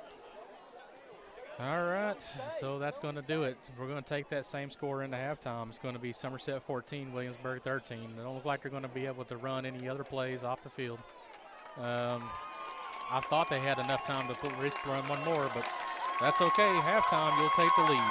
Henderson Chiropractic, committed to relieving your pain, is using the true principles of chiropractic care. Their caring, helpful team strives for excellence through extraordinary service and patient education. Dr. Henderson provides chiropractic care for injuries that occur during sports, auto accidents, work-related injuries, or just everyday wear and tear. The experience you need for the results you want, that's Henderson Chiropractic. Well, I think Williamsburg is happy, Robert, to be going into the locker room only down 1 against the Somerset Briar Jumpers. So I think they're content at this point to be there. Briar Jumpers have to be a little disappointed. They've had a couple opportunities to put the ball in the end zone. The big one there right at the end of the half, Cade Grundy just lost a little bit of concentration. The ball slipped through his hands.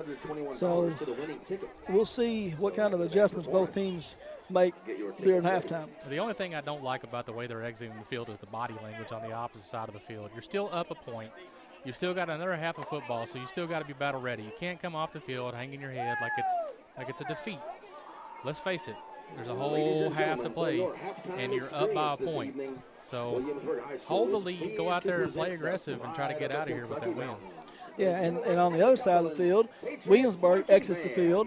They're excited, jumping around. Fans are excited. They're clapping, cheering on their team.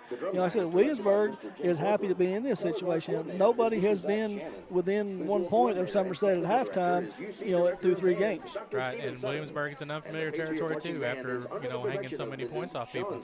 To be down a point is probably not super encouraging to them. However, a lot of these people, they all read the same stuff that we do.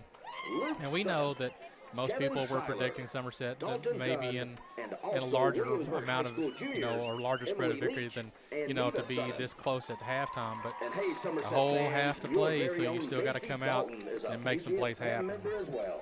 So we look back at the scoring in the first half. The Briar Jumpers were, during the first quarter, there wasn't a whole lot of action either way. Both teams trying to fill each other out.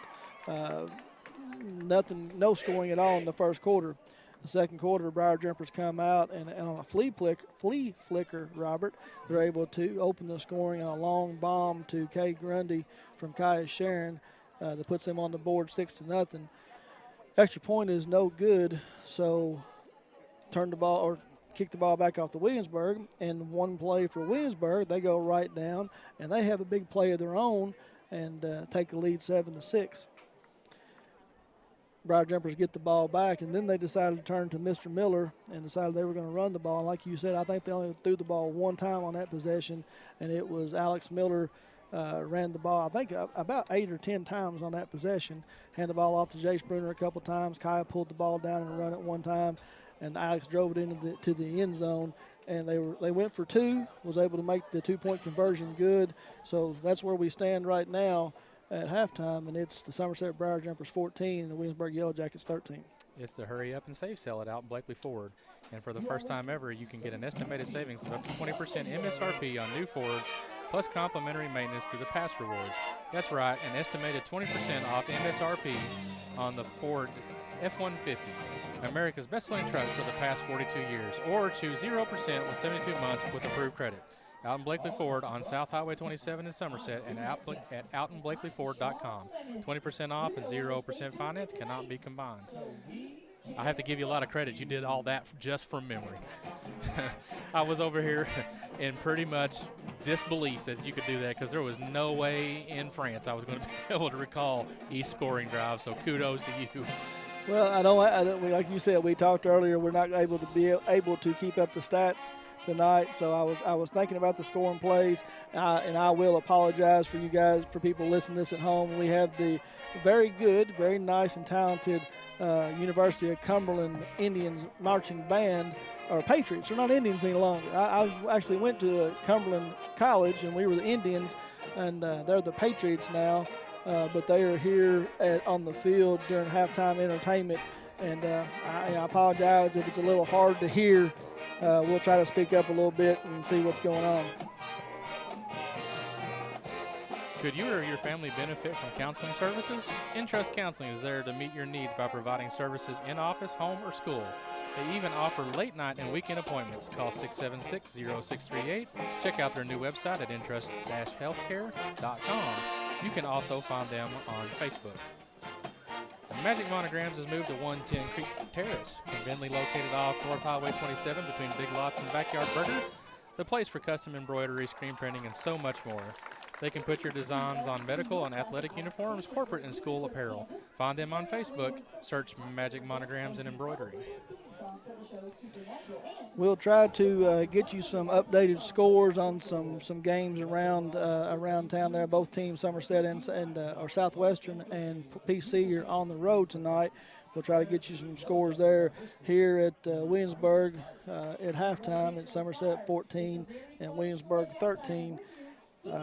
Robert, what kind of adjustments do you think that both teams are going to have to make here at halftime? I think Somerset made the right defensive adjustment by putting Kai and Sharon in the backfield. As a quarterback, you kind of can read what the other quarterback's going to do. And I don't know if some of the other defenders were just kind of getting suckered into what the defense or what the offense was giving them. I think that was a really good adjustment. Somerset also needs to go back to that running game and establish that, keep them honest, keep the defense on their heels, and run some time off the clock. For Williamsburg, they got to come out and almost do a lot of the same things that they did this half. I mean, you limited a high-power Somerset offense to 14 points, and that's no slouch. But one of the things that I kind of expected was for them to be able to run the ball a little bit better than they had. Now, I hate to be picking on the Ponder kid because he can absolutely play, but to coin the movie, what is it, Braveheart? I expected him to be taller. He's not the biggest quarterback in stature, but the kid has got great downfield vision, great playmaker ability, and I'm so impressed with what the young man has been able to do. Kai Sharon has played absolutely lights out for most of the game with a couple of bad decisions, but bad decisions are going to happen in high school football. I mean, that's just part of it. So the young man's going to have to, sit down and listen to his coaching, get to the understanding that you don't have to make the special play, you just got to make the right one. So there's some timing issues that I've seen. I've seen some receivers break open in the backfield for some open ground that Somerset could have been able to connect with. So some of the timing may be a little off, but that may have a lot to do also with some of the players that are out this week. I look across the field and I see more kids out of uniform than maybe what I expected. So I'm not real sure who exactly we're missing, but whoever it is, we sure are missing them tonight. Yes, and Williamsburg opened up the game and they drove the ball all the way down the field with quick timing passes. Coach Lucas talked about that on the pregame show, that they are a timing offense. The ball's not going to stay in Ponder's hands very long. If he can't find his receiver open, he's going to tuck it and run, which is exactly what's happened. They drove the ball all the way down the field, and he completed a nice pass to Caleb Rose, but he got popped as soon as he caught it right at about the 10, 12-yard line and put the ball on the ground, and the Briar Jumpers recovered. Then, Somerset later on in the half and in the second quarter, Kaya made a bad decision, threw the ball late over the middle. I don't know if he ever saw the defender back there, and he threw an interception. But then on the very next possession, like you said, Ponder returned the favor, and he rolled out to the right, and he was well across the line of scrimmage and was penalized for it, but he threw it up late, and Kaya was able to pick it off and take it back. So 2 turnovers for Williamsburg, 1 for Somerset, so I know that's one thing they want to clean up. Not a whole lot of penalties, but Somerset has been called more for holding. I don't know that we've had a flag on Williamsburg other than the over the line. Yeah, well, you had that one, and you had a couple of false starts, which is about You're the exactly right. Yeah, about the only thing that I've seen them, kind of get flagged with. I don't want to pick on the officials too much because I guess if I were in the NCAA or the NFL, I'd probably have a fine waiting on me. But you got to call the game as evenly as possible both ways. And I know that the personal foul penalties are, something that can be done in the heat of the moment. But if you're going to call targeting, and I want to get back to that just for a second because I fully agree with you. I think the one thing that needs to change, and I could be alone on this, but I think targeting also has to come with intent. And because if you are square on an offensive player and you start to go low and they go as low as you do and lead with their helmet while you're trying to make a play and you make helmet-to-helmet contact, not only does that negate what the defense is trying to do, it also puts the defensive player in a bad spot because it's going to be hard to make a play. So if the intent is there, like let's say, and I don't know if because I never see it called anymore. What was it? Was it called spearing? Spearing. From, years and years ago, where you would lay out and lead with the helmet. It was, that was an intentional play. That was something that people did. So the targeting play, I'm not a huge fan of, especially in a play that it shows that there's no real intent being made. But that's my 2 cents. So that play has to go. And we talked about that. That was a big thing in the UK game. The good thing in high school is that they don't kick a player out for an entire next half, so you don't lose another player. But in college football, I double hate the rule because if a kid gets it at the beginning of the second half, he's got to sit out the entire first half, which is basically telling the kid that he's got to be sat for an entire game. And that's what it is. That's the penalty. And unfortunately, Robert, the way the game has changed, I don't think we're ever going to see that go away. There may be some tweaks, exactly what you're talking about and how they call it. But, one thing, the way the rule states is the defender who launches himself at a defender who makes contact, shoulders are above. But, I'm telling you, from a defender's standpoint, I played defense. Exactly what you said. When I go to try to make a perfect form tackle and that offensive player lowers his head and now I've done everything right and I hit him and I'm penalized, that's where the rule has to change. So that is frustrating to see, and I don't know that it ever will. Score from around the Pulaski County tonight. Pulaski County has traveled up to Richmond tonight, taking on Madison Southern, and at the half, PC leads 28-21. And Southwestern on the road tonight is also up 21-20 at the half. Good for both of those teams. At Whitus Cabinets, they provide their customers with friendly service. They value your business, and it's their mission to provide reliable products and services. The courteous and professional team at Whitus Cabinet Design Center can turn your vision into reality. Visit the Whitus Cabinet Family Design Center on the corner of South 27 and Slate Branch Road to learn more about what they can do for you. And I get that wrong every week. I say that they're on the road, and I'm looking back at the schedule again now. Madison Southern is at Pulaski County. Oh, okay. Pulaski didn't travel, so Pulaski's at home tonight. But Southwestern is the one that I'm fairly certain that is on the road. I don't remember who they were playing now, Robert. I think it was George Rogers Clark. Is that George Rogers Clark. You're exactly right. So, good for Southwestern. They need to get back on the winning side of things too. That team, they're without a quarterback, or a true quarterback, I should say. And, it's hard for a lot of these kids to go to a new system, one that they've been used to under Coach French, and now they got Coach Foley on the sidelines calling plays. you know, the difference in systems can really throw kids off. So for them to make an adjustment, it's going to be necessary. For Pulaski County, the score surprises me a little bit. That's not that I'm taking anything away from Madison Southern. However, you know, that's a game that Southwestern came back and won, I think, in overtime. Same team. And I think Pulaski, you know, has been on a nice roll. Now, if I'm not mistaken, the defensive coordinator that was at Southwestern under Larry French is actually at Madison Southern now. So you know he's got a little bit of understanding about what it is they do. If you're joining us late and you're just now tuning in, you're hearing the music in the background. We have halftime entertainment here by the University of Cumberland's Patriots Marching Band. And they're putting on a pretty good show. Yeah, I was getting ready to read some ads, but I think I've been caught watching the band a little more than I probably should. We're about 7 minutes away from opening kickoff, or second half kickoff here, where the Briar Jumpers lead the Williamsburg Yellow Jackets 14-13. All right, now I got to try to get my paperwork back in order. Again, I got caught watching the halftime show. All right, let's see. If you want a great career, Somerset Community College's center and technical programs can help. Or if you want a bachelor's degree but not massive college debt, just start at SEC and transfer to the new University Center in Southern Kentucky, located right here in Somerset, and save thousands. Sign up now on campus or visit us online at somerset.kctcs.edu. Don't delay, enroll today.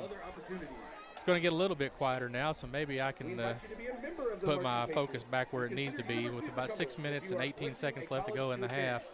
The Somerset team still over on the, not the far end zone, but the far sideline closest to the end zone, still receiving some last-minute instruction from the coaches before they come back out on the field to start warm-ups. I don't see him slouching on the other end of the sideline, so maybe the coaches were able to tell him the same thing. You know, you've got a whole half to play. You're still up by a score against a very good Williamsburg team at their house. So there's a lot to build off of. And if you make the right defensive adjustments, and then, you know, this could make the game a little bit, you know, put some separation points on the board for Somerset and make it a little more comfortable. Yeah, they do. They are leading by a point. So I know that's one thing that Coach Lucas has talked to them about. You know, we could be trailing in this situation, but we've made some good plays, turned the ball over on them, and going to get the ball here to start the second half. So they just need to come out, do their thing. I think we're going to see a lot of Alex Miller to begin the second half and see if they just can't force the ball down the field and push the ball in. If they can, they can extend their lead 21-13, that's going to make it tough on Williamsburg. But there's a lot of game left, and both these teams are playing very well. Buffalo Wings and Rings wants to remind you to be sure to watch the Buffalo Wings and Rings video game of the week on Lake Cumberland Sports. On Lake Cumberland Sports. We still got an old ad that says that the next game is Beechwood and Somerset, which I don't think that's correct. But whatever that game may be, make sure that you're tuning in to Buffalo Wings and Rings. It's a great thing that they're doing for the community to take the actual video game of the week, broadcast it live at Buffalo Wings and Rings with the audio from Lake Cumberland Sports. So we want to send a big thank you to the people at Buffalo Wings and Rings for being a great sponsor this year. Yeah, and Somerset next week will be back home.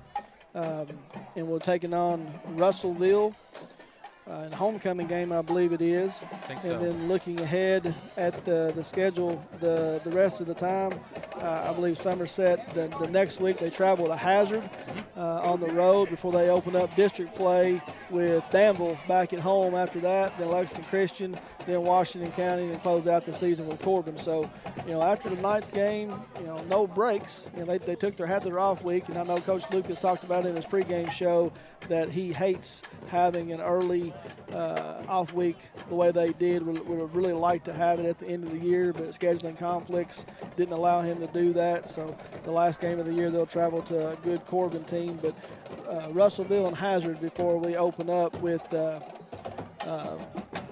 district play with Danville. That's the only one thing that I wish that and there's nobody to run it, so I get why they don't. But the KHSAA app, I wish it had some way somehow to get some live feeds from some score updates, because there's some games around that I would love to be able to know a little bit more about, because You know, that's the great thing about having, internet access on your phones now. It should be, an easier way, I wish, to be able to report some scores from across the state. But looking at the, now I say I was getting ready to pull up my ESPN app so that we could look at for some college games tomorrow. I do know that Kentucky goes to Mississippi State tomorrow, in which they're predicting to be one of the hottest games that they've ever had to play. Kentucky's going to be without, 2 or 3 players to start the game, talking about that targeting stuff, and that puts you at a little bit of a disadvantage on the road. But you got Tennessee and Florida tomorrow, always a good matchup. Tennessee's a little bit down this year, but Tennessee at Florida is still a game worth watching. And your Michigan Wolverines get to go to Wisconsin tomorrow and play the Badgers. That's going to be a tough task. Yeah, that'll be a big game in the Big Ten. Michigan has struggled so far in their first 2 games. Wisconsin has played lights out in their first 3 games.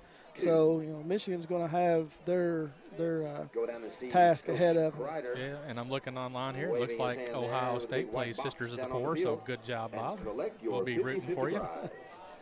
A big game in the SEC, 2 top 20 teams. Auburn's going to travel down to Texas A&M, take on the Aggies at Texas A&M. And I believe there was another big game late tomorrow night between 2 top 20. Yeah, Notre Dame and Georgia. How can I forget that one? Georgia's a 14-point favorite over Notre Dame. Of course, they're at Georgia, but Notre Dame, number 7 team in the country against number 3 team in the country, Georgia.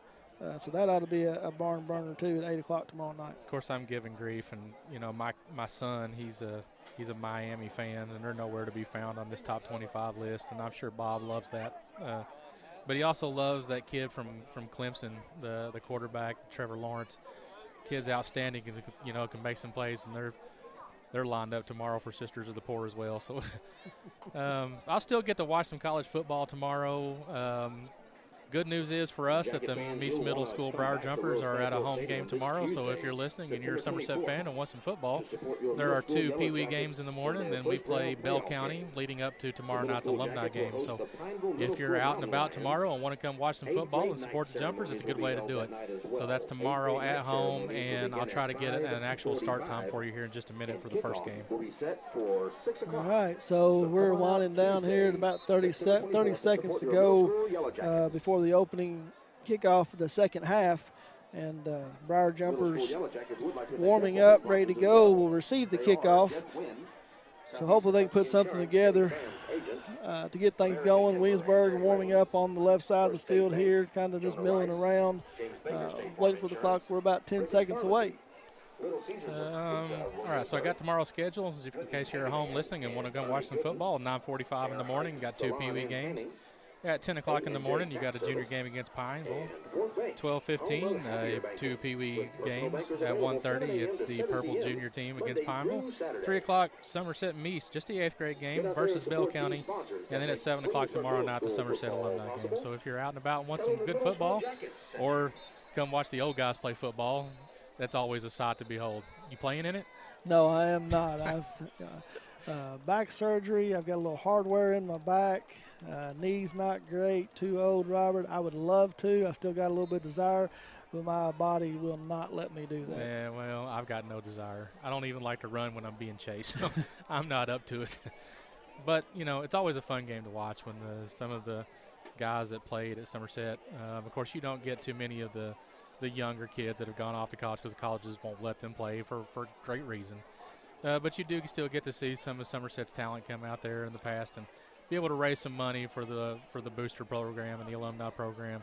Always a good thing to be able to come out and support. So, again, if you're in town tomorrow, starting at 9:45 in the morning and want to watch a day full of football, come out and join us.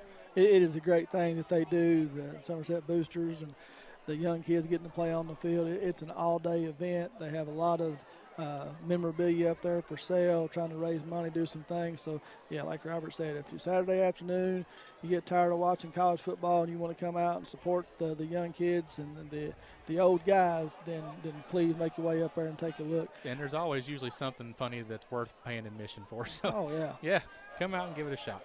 Well, I spoke a little too soon. I said that we had about 10 seconds to go before kickoff. Well, I thought that the 3-minute extra time that they put on the clock had already run off, but they put it back on there anyway, and both teams are on the sidelines ready to go as the Williamsburg team comes over their sideline, and the Williamsburg faithful gives them a big round of applause, trying to cheer them on.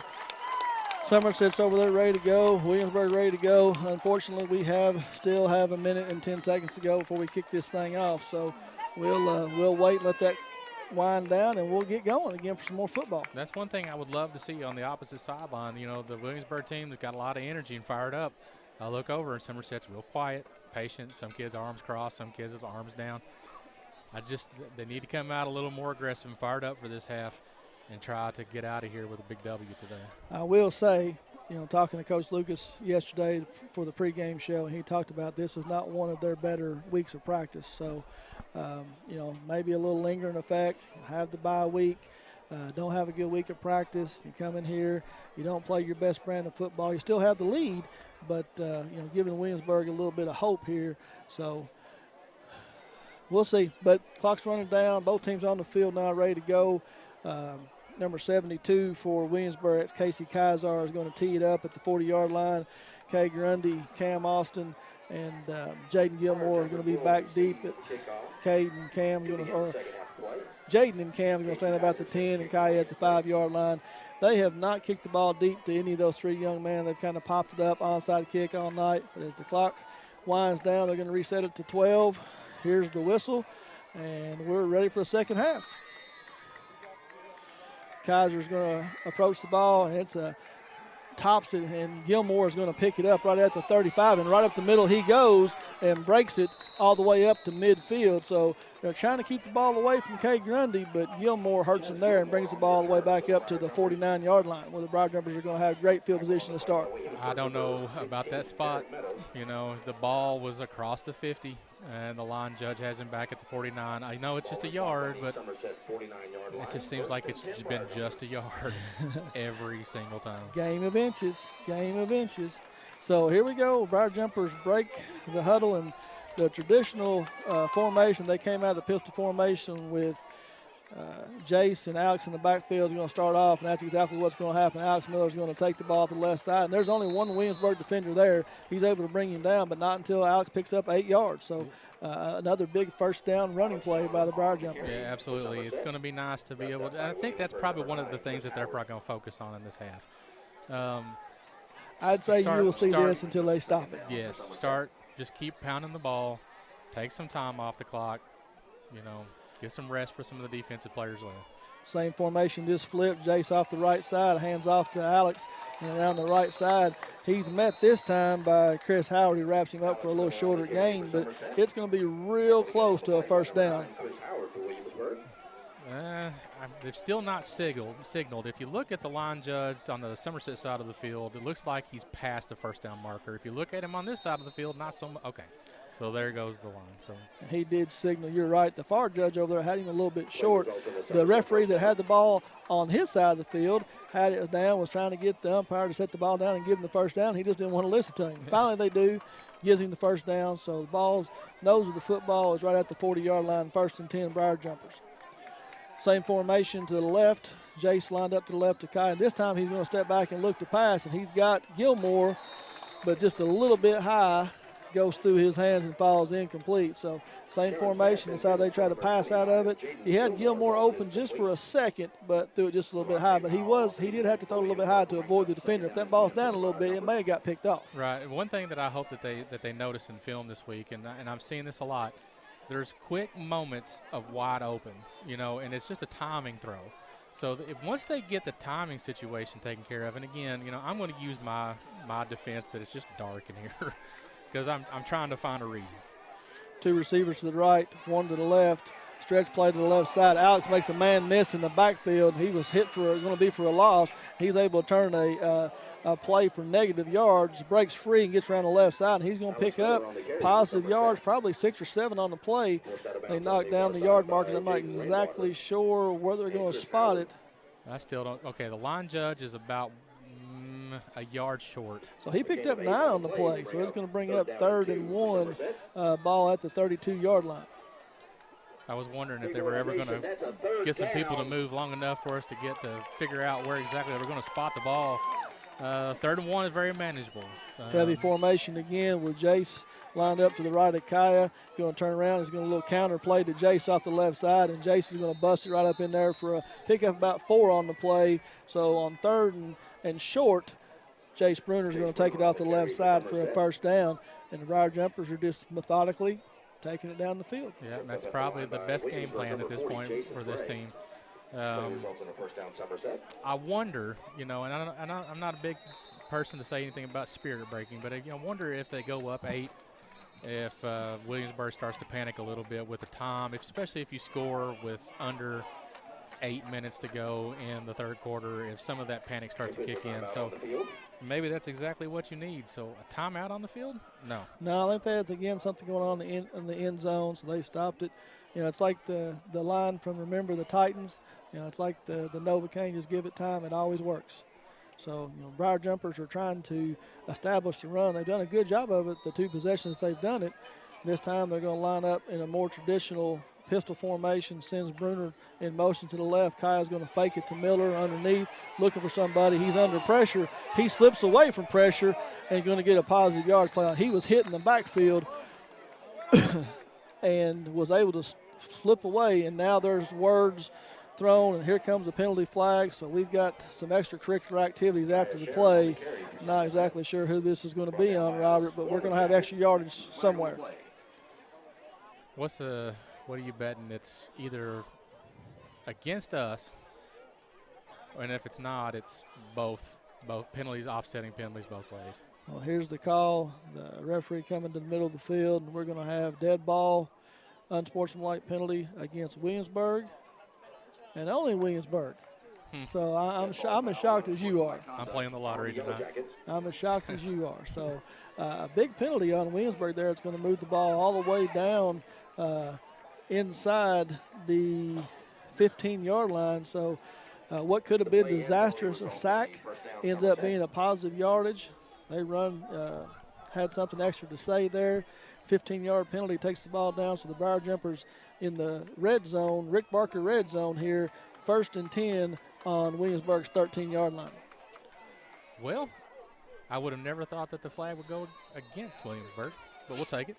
Kaya takes the snap. He turns around and hands off to Alex Miller, stretching off the right side. He makes a good cut and get pursuit from the backside to bring him down, but not until he gains about 4 on the play.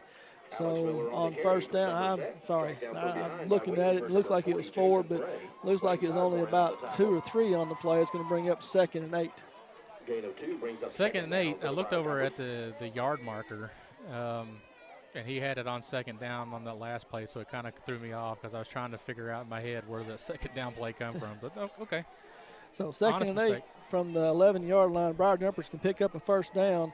They're back in their heavy package again with Bruner and Miller both in the backfield. Kaya takes the snap, drops straight back. He's looking for Jade, and here comes the flag. Yeah, there was definitely contact before the ball got there. The defender wrapped Jaden up and was not letting him go up and get it until it pulled him down, and the flag comes in. We're going to get pass interference on Williamsburg. Okay, so it'll be half the distance, correct? So does that automatic first down or no? No, it does not. And I learned that the hard way playing up at Lexington Christian a few years ago, that they did that, and it does not mean an automatic first down. So they're going to mark off half the distance, put the ball at the 5-yard line, but it's going to give them enough for the first down. Oh, okay. So it's going to be 1st and goal from the 5. Somebody's going to look like they're going to call a timeout over here, or there's something going on in the end zones that I can't quite figure out because this is like the 3rd time that they've had this same stoppage in play in the end zone. Yeah, and there's not a timeout by either team, but now the 2 referees are going to get together, and I think they're going to have the conversation about the first down yardage because I don't believe half the distance there gave them enough for first down yardage, and they're going to set the sticks again. I believe it's going to remain 2nd down. Because exactly what I told you. I thought that call was an automatic first down, right, and I was informed, got the right ruling on that, and it is not an automatic first down. So that was a 2nd down. Well, we're doing hard math here. My brain's hurt. But that was a 2nd down play, so they get the down back. So would this not be 3rd down if they didn't? I don't know. No, I think they get the down over. So Okay. they get the penalty yards. It's only half distance to the goal. But because it was second down, the play, they take the penalty yard. So it's going to be 2nd and 2 now from the 5-yard line. So was not a first down like I thought. So Kaya takes the snap, turns around and hands it off to Alex. He's going to bounce off the left side, and he's going to walk in untouched for a Briar Jumper touchdown. So exactly what they needed to do to start the second half, Robert. They take the ball, drive it all the way down the field on the strength of Alex Miller, and the Briar Jumpers now with 9 minutes and 12 seconds to go in the third quarter lead 20-13. This is where you need that extra point to actually happen. So the young man was out here in warm-ups earlier going for 2. Well. Yeah, I Coach Lucas talked about a little bit in the pregame show, about the kicking. I thought I had a point. Special teams. Well, I just happened to look up there and I saw the offense staying on the field. They are going to line up and go for 2 again in that power formation. Kai's going to turn around and hand it off to Alex. He's going to put his foot in the ground, and he's going to drive. He's going to be real close, but they are not going to give it to him. And Williamsburg is going to stand tall here and keep it within 7. So with 9 minutes and 12 seconds to go in the third quarter, the score is going to stay Somerset 20 and Yellow Jackets 13. Don't feel great? Just can't wait? Well, walk-in Quick Care's open late. Just walk in their clinic in Med Park West, just off Bugle Street behind the hospital. Hours are 9 a.m. to 7 p.m. weekdays and 10 to 3 on Saturdays. No appointment is necessary for accidents, ailments, and chronic conditions, as well as health services like sports physicals, flu shots, and health screenings. They accept most major health insurance plans, and they can bill the insurance companies directly. Quick Care Walk-in Clinic at Med Park West. So, Robert, offensively, Briar Jumpers came out and did exactly what they needed to do. Yep, took some time off the clock. Not a ton of it. It took about 3 minutes off the clock. I wish it were more like 5. Yep. But, that's wish in one hand and you know what in the other. Defensively, they need to come right out, and they need to, I don't know, I'd love to get a 3 and out. That'd be perfect situation. Oh, yeah, absolutely. But they need to. If you could find a 3 and out and then march down and score again, I think you start to see the tide really start to turn. Yeah. So looking for that. So Richardson's going to come out. He's going to tee it up here at the 40-yard line. And the same 2 young men for Williamsburg, Gavin Thomas and Caleb Rose, are going to be set up on the 10-yard line to receive the kick from Daniel. Waiting for the whistle. Here we go. Daniel's going to approach the ball, put his foot to it, and it's a short pop-up kick. And this time he's going to kick it over to Gavin Thomas. He's going to come over to the left side. They brought it to their sideline the entire time. He's going to get across the 35. He breaks a tackle, steps out of bounds, and gets knocked out of bounds at the 45-yard line. So Williamsburg's going to start with good field position for their first possession in the second half. I think the crowd stood up. They wanted a little bit of extra. I don't think they were going to get it. Maybe they were making the right plea for it, but that's okay. It's a tough defensive stance. You got a kid that's trying to battle for extra yards and a defender that's off the ball trying to make the extra play. Well, from our vantage point up here with the Williamsburg fans, we can't see the sideline. So I know they can't see the sideline, but they definitely wanted something extra, but I couldn't tell where he stepped out. So Ponder's going to break the huddle, and he's going to come out. He's going to have 1 receiver left. That's Gavin Thomas. He's got 2 receivers to the right, and Anthony Snell in the backfield with him. He takes the snap, rolls out to the right, looking for that quick out pattern again. He's got a man deep over the field again. Got behind the cover. That's Caleb Rose, and he got behind Chaz Gilmore again. Hits him in the hands, Robert, but drops it, or it was going to be another touchdown. Touchdown, yeah. And the one defensive change that they made towards the end of the first half was to put Kaya Sharon out there at safety. And he's nowhere to be found on this set, so I wonder if they're just either saving him for later in the game or if they're just trying something different. I'm not real sure. Trying to give him a little break, I would think, just a little bit of just give him a blow, but that could have been a big play. Somerset's playing 2 deep safeties right now, and they're just letting that man get behind him. Ponder's going to take the snap here. He's going to turn around. He's going to hand it off to number 17. That's Jaden Radenwater out of the backfield. First time we've seen him carry the ball out of the backfield. He's going to squirt over the 45 up to about the 47 for a gain of 5 on the play. It's going to bring up 3rd and 5. Yeah, it's a nice hard run by the young man, number 9, which Gilmore is number 9. Let me see your roster sheet just for a second. The worst about names. Nope, Chaz Gilmore. So he came up and made a great hit on the young man, squared his shoulder, put a pop on him, stopped the play.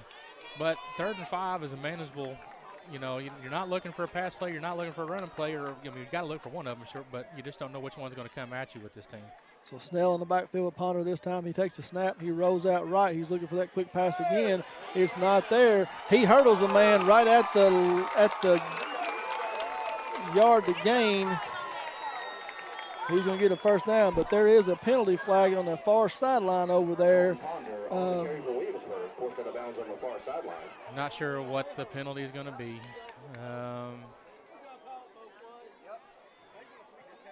Man, I just can't tell. No, it's on the far sideline away from this. They've talked about it briefly. The referee's coming back to the middle of the field. He's going to make the call.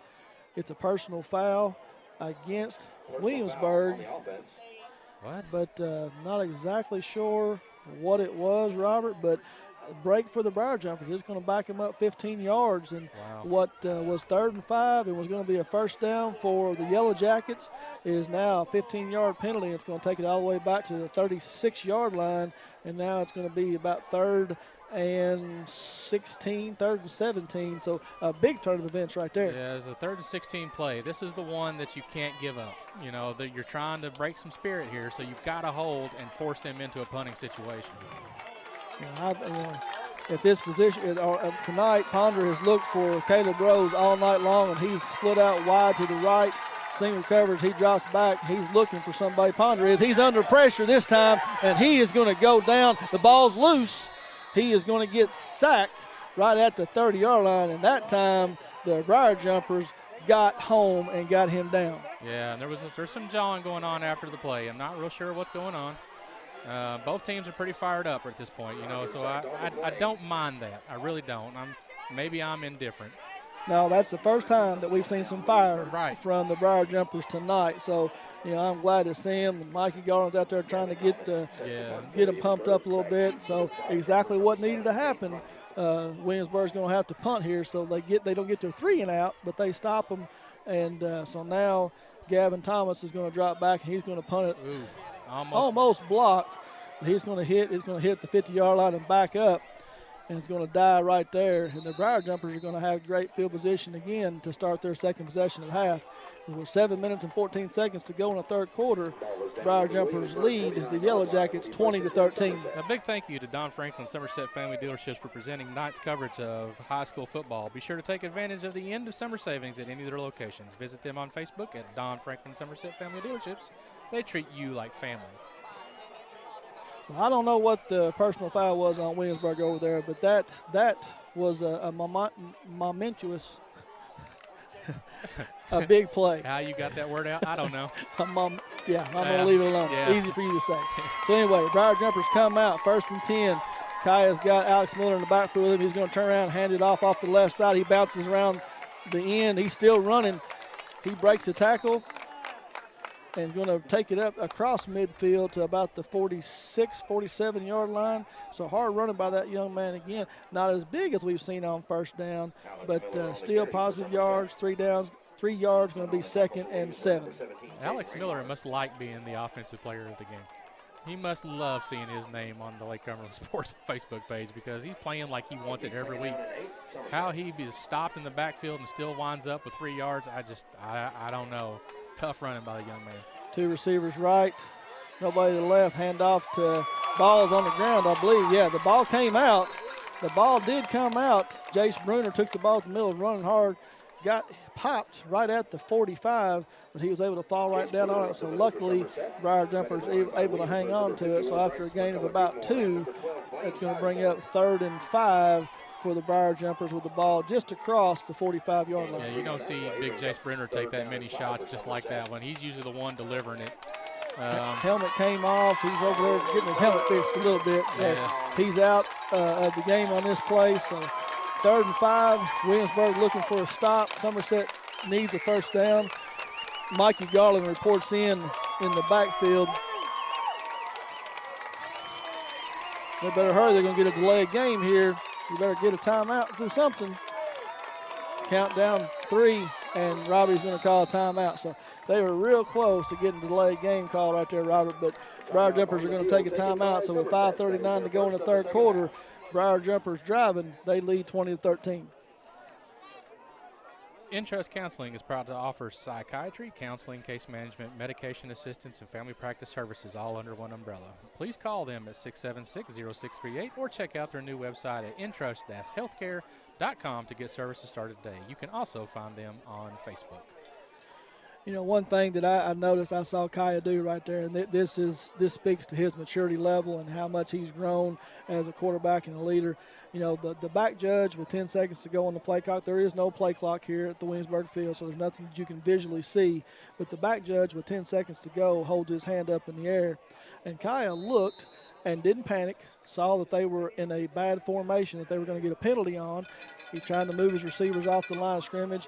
As the back judge started counting down at 5 seconds, he realized he was going to have trouble, so Robbie called a timeout and so saved the penalty. So here they go again, 3rd and 5, and have an opportunity to get a first down here. Pistol formation, Garland and Miller in the backfield. He's going to turn. He's just going to give it quick to Garland on the left side. He's running hard. He's going to be real close, but he's going to be stopped about a yard short right at the down marker. So it's going to bring up 4th down and about 1 for the Briar Jumpers right at the 40-yard line. And I think it's a situation where you got to go for this one. Yeah, I think so too. Your defense had a great stand this last time. You got some big bodies up front. You got some big ball carriers in the backfield.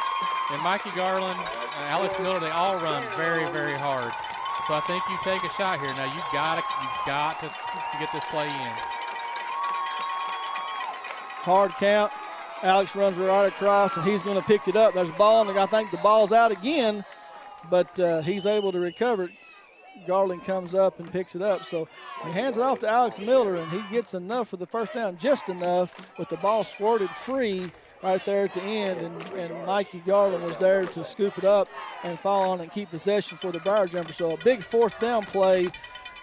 Moves the ball across the 40-yard line. It's going to be 1st down and 10 for the Briar Jumpers with 4:52 to go in the 3rd quarter. Yeah, got a little momentum going their way at this point. So I don't know right here if you maybe squirt Kay Grundy out and try to make a play because, you know, he's one. So. And he does. He drops back to pass. He's looking for Kay. He's going to throw it up. He's behind the defender, and he's going to take it. And, Roberts, you called it. Single coverage right there. Kay Grundy from Kaya Sharon, 38 yards away for a big touchdown. Briar Jumpers right there, and that's going to extend the lead to 26-13. So with 4:34 to go in the 3rd quarter, a big strike offense. Briar Jumpers lead 26-13. Yeah, you called it, Robert. Yeah, move over, Steve Spurrier. I'm coming after. Well, he's an AD now, so I don't guess he's an offensive coordinator or offensive genius like he used to be. But you know, it was probably the right time to do it because he looked over and he had single coverage on him. He made one little stutter step and was able to get in the back behind. Oh, I don't know how they got that off. I saw black shirts all in the backfield. So, but a good snap to get the ball down. Richardson's able to get the ball up in the air, and the extra point is good. So the Briar Jumpers extend their lead to 14, 27-13 with 4:34 to go in the 3rd quarter. Since 1979, Modern Systems has been defending communities all across Kentucky, and they are proud to be part of the communities they serve, committing time and sponsorships to numerous charities like Project 5810, Relay for Life, March of Dimes, Heart Walk, local school programs, and many more. Modern Systems, your neighbor and friends, and they work 24/7 to protect the things that matter most to you. From homes to businesses to schools and churches, let Modern Systems be your trusted name and security. You know, Robert, it's a hard thing for defenses to do. Defensive coordinators going against this Somerset team, when they're sitting there and they're pounding Alex Miller, they're pounding Jace Bruner, they're pounding Mikey Garland up the middle and run. You have to cheat that safety up a little bit to help out with the run, and then you get Kay Grundy single coverage and you take a shot. And there's, like I said, we've seen it all 4 games this year. There's not a cornerback that can cover him one-on-one. Yeah, big playability. You got to have those kind of kids. And another short kick to the opposite side of the field. He's going to try to bring it over to the left side, but he's not able to. And he's grabbed right there, right at the 30-yard line. So the best coverage of the night for the Briar Jumpers. And I know that one was planned. Williamsburg has brought the ball around the left side, or to their right side, coming to their sideline every time. And Caleb, when he fielded that ball, he tried to come over too, just nowhere to go. Yep, and familiar spot for Williamsburg, 1st and 10 on the 30. Williamsburg 30-yard line, 1st and 10 Jackets. So they're going to take over First down, trailing by 14 with 4:29 to go in the third quarter. Ponder's going to go in the shotgun formation. He's got 3 receivers to the left, 1 to the right. Caleb Rose is up there by himself. He's going to roll out to the left, and it's just a quick pass out here to number 22, Devontae Powell, and tried to make a one-handed catch, Robert, when I don't think you need to try to make a one-handed catch. No, you got to get 2 hands on the ball if you're going to, reel that pass in. But you also had a defender right on your heels, and maybe he heard the footsteps. I'm not sure, but it was a good play. But we'll take it whenever it goes on our side of the board. Watching too much OBJ. Yeah. So 2nd and 10 here for Williamsburg. They come out, 1 receiver to the left. That's Gavin Thomas. Number 8, Caleb Rose, split out to the right, and he's got Rainwater in the backfield with him this time. Ponder calls out the snaps. He's going to turn around and hand it off to Rainwater right off the right side. He's got a little bit of room. He runs into a defender right at the 35-yard line where he's going to be brought down, and here comes another flag. So extracurricular activities going on again. The game's starting to get heated, and I don't know which one side this was going to go on. You don't know right now if Williamsburg is a little bit rattled, saying too much, or if that's Somerset, trying to bark a little bit about, making the play. So let's hope it goes. Dead ball foul, unsportsmanlike against Williamsburg again. So yeah, that's what I'm saying. I'm thinking that, 14 points down, 4 minutes to go. They're starting to feel a little bit of a sense of urgency starting to kick in to make some plays. So the Williamsburg team just got to keep the mouth shut and play hard because they're moving the ball with some success. Yes. But taking those penalties, that's just going to kill you. Shooting himself in the foot. That's a dead ball foul, too. So not only did they gain 5 yards on the play, it was going to be 3rd and 5. After the play, that takes it back. Now it's going to be, if they do lose the down marker says 3rd down, and I believe it should be. It's going to be 3rd and about 18 from their own 22, and it is 3rd down. So that's a huge play. Absolutely. So 3rd and 18 from their own 22. Clock stop with 4 minutes, 11 seconds to go. Ponder is calling out the signals, take the snap. He drops straight back. He's looking over across the middle, and that time he did hear footsteps. Yeah, number 22, Devontae Powell, was the intended receiver, and he saw big number 1, Jace Bruner, coming right at him, and he what we call a gator arm that one. He got a little short armed. Yeah. But now you held them to another 4th down. They're getting ready to punt again. I think at this point, if Somerset drives down, I still think you give a healthy dose of this running game. Get some time off the clock. So if you score again even if it's at the beginning of the 4th quarter, now you're up 21 points, and I think that starts to be a little bit of a spirit breaker. Yeah. So Gavin Thomas is standing at his own 10-yard line ready to punt. Kind of hesitates for just a second. Yeah, he gets the ball off. Back. That's going to be a roughing. Cade gets the ball. He fields it. He's across the sideline. He's all the way down to the 30-yard line before he's run out of bounds. But there is a flag in the backfield, and I didn't see it. But, Robert, do you think there's going to be a roughing the kicker? Yeah, I think so. That Somerset's defense on that one was probably a little bit too aggressive. I don't know if they're going to give it 15 yards or if they're going to give it personal foul. Yeah, roughing the kicker. Roughing the kicker. Automatic 1st down. So big penalties against Williamsburg, backs them up, and Somerset returns the favor, roughs the kicker right there, and now they're going to get 1st down. So after a big stop and force a punt, they get the ball right back. Yeah. That's a shame. That's one that sometimes being a little bit too aggressive on defense can get you hurt like that.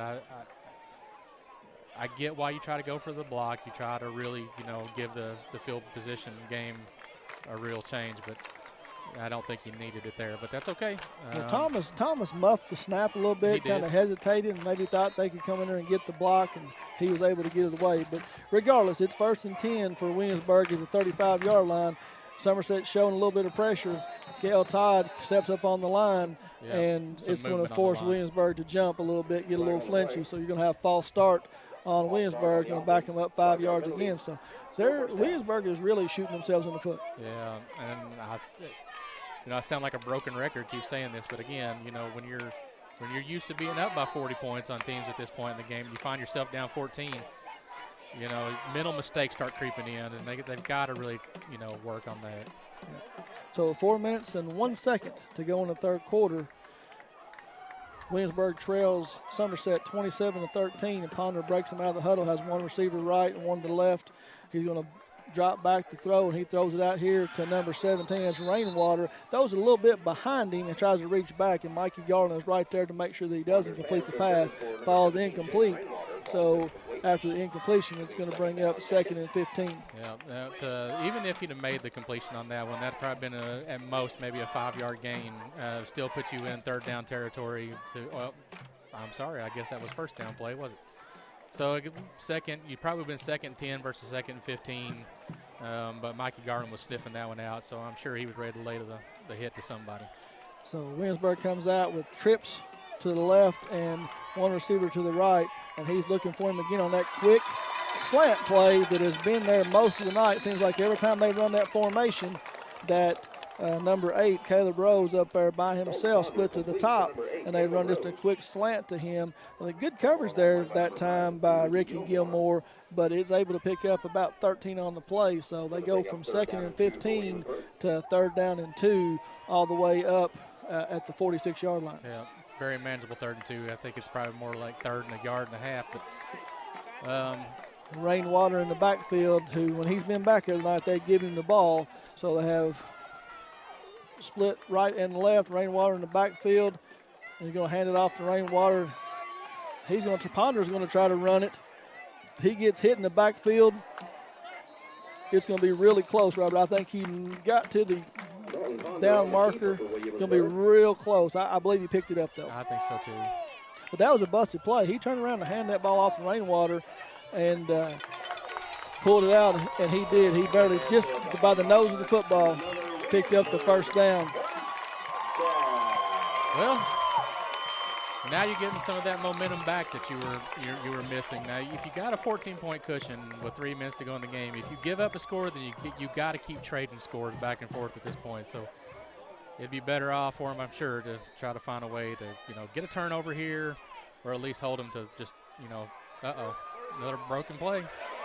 Well, Cade Grundy thought he was going to try to outsmart the receiver right there, and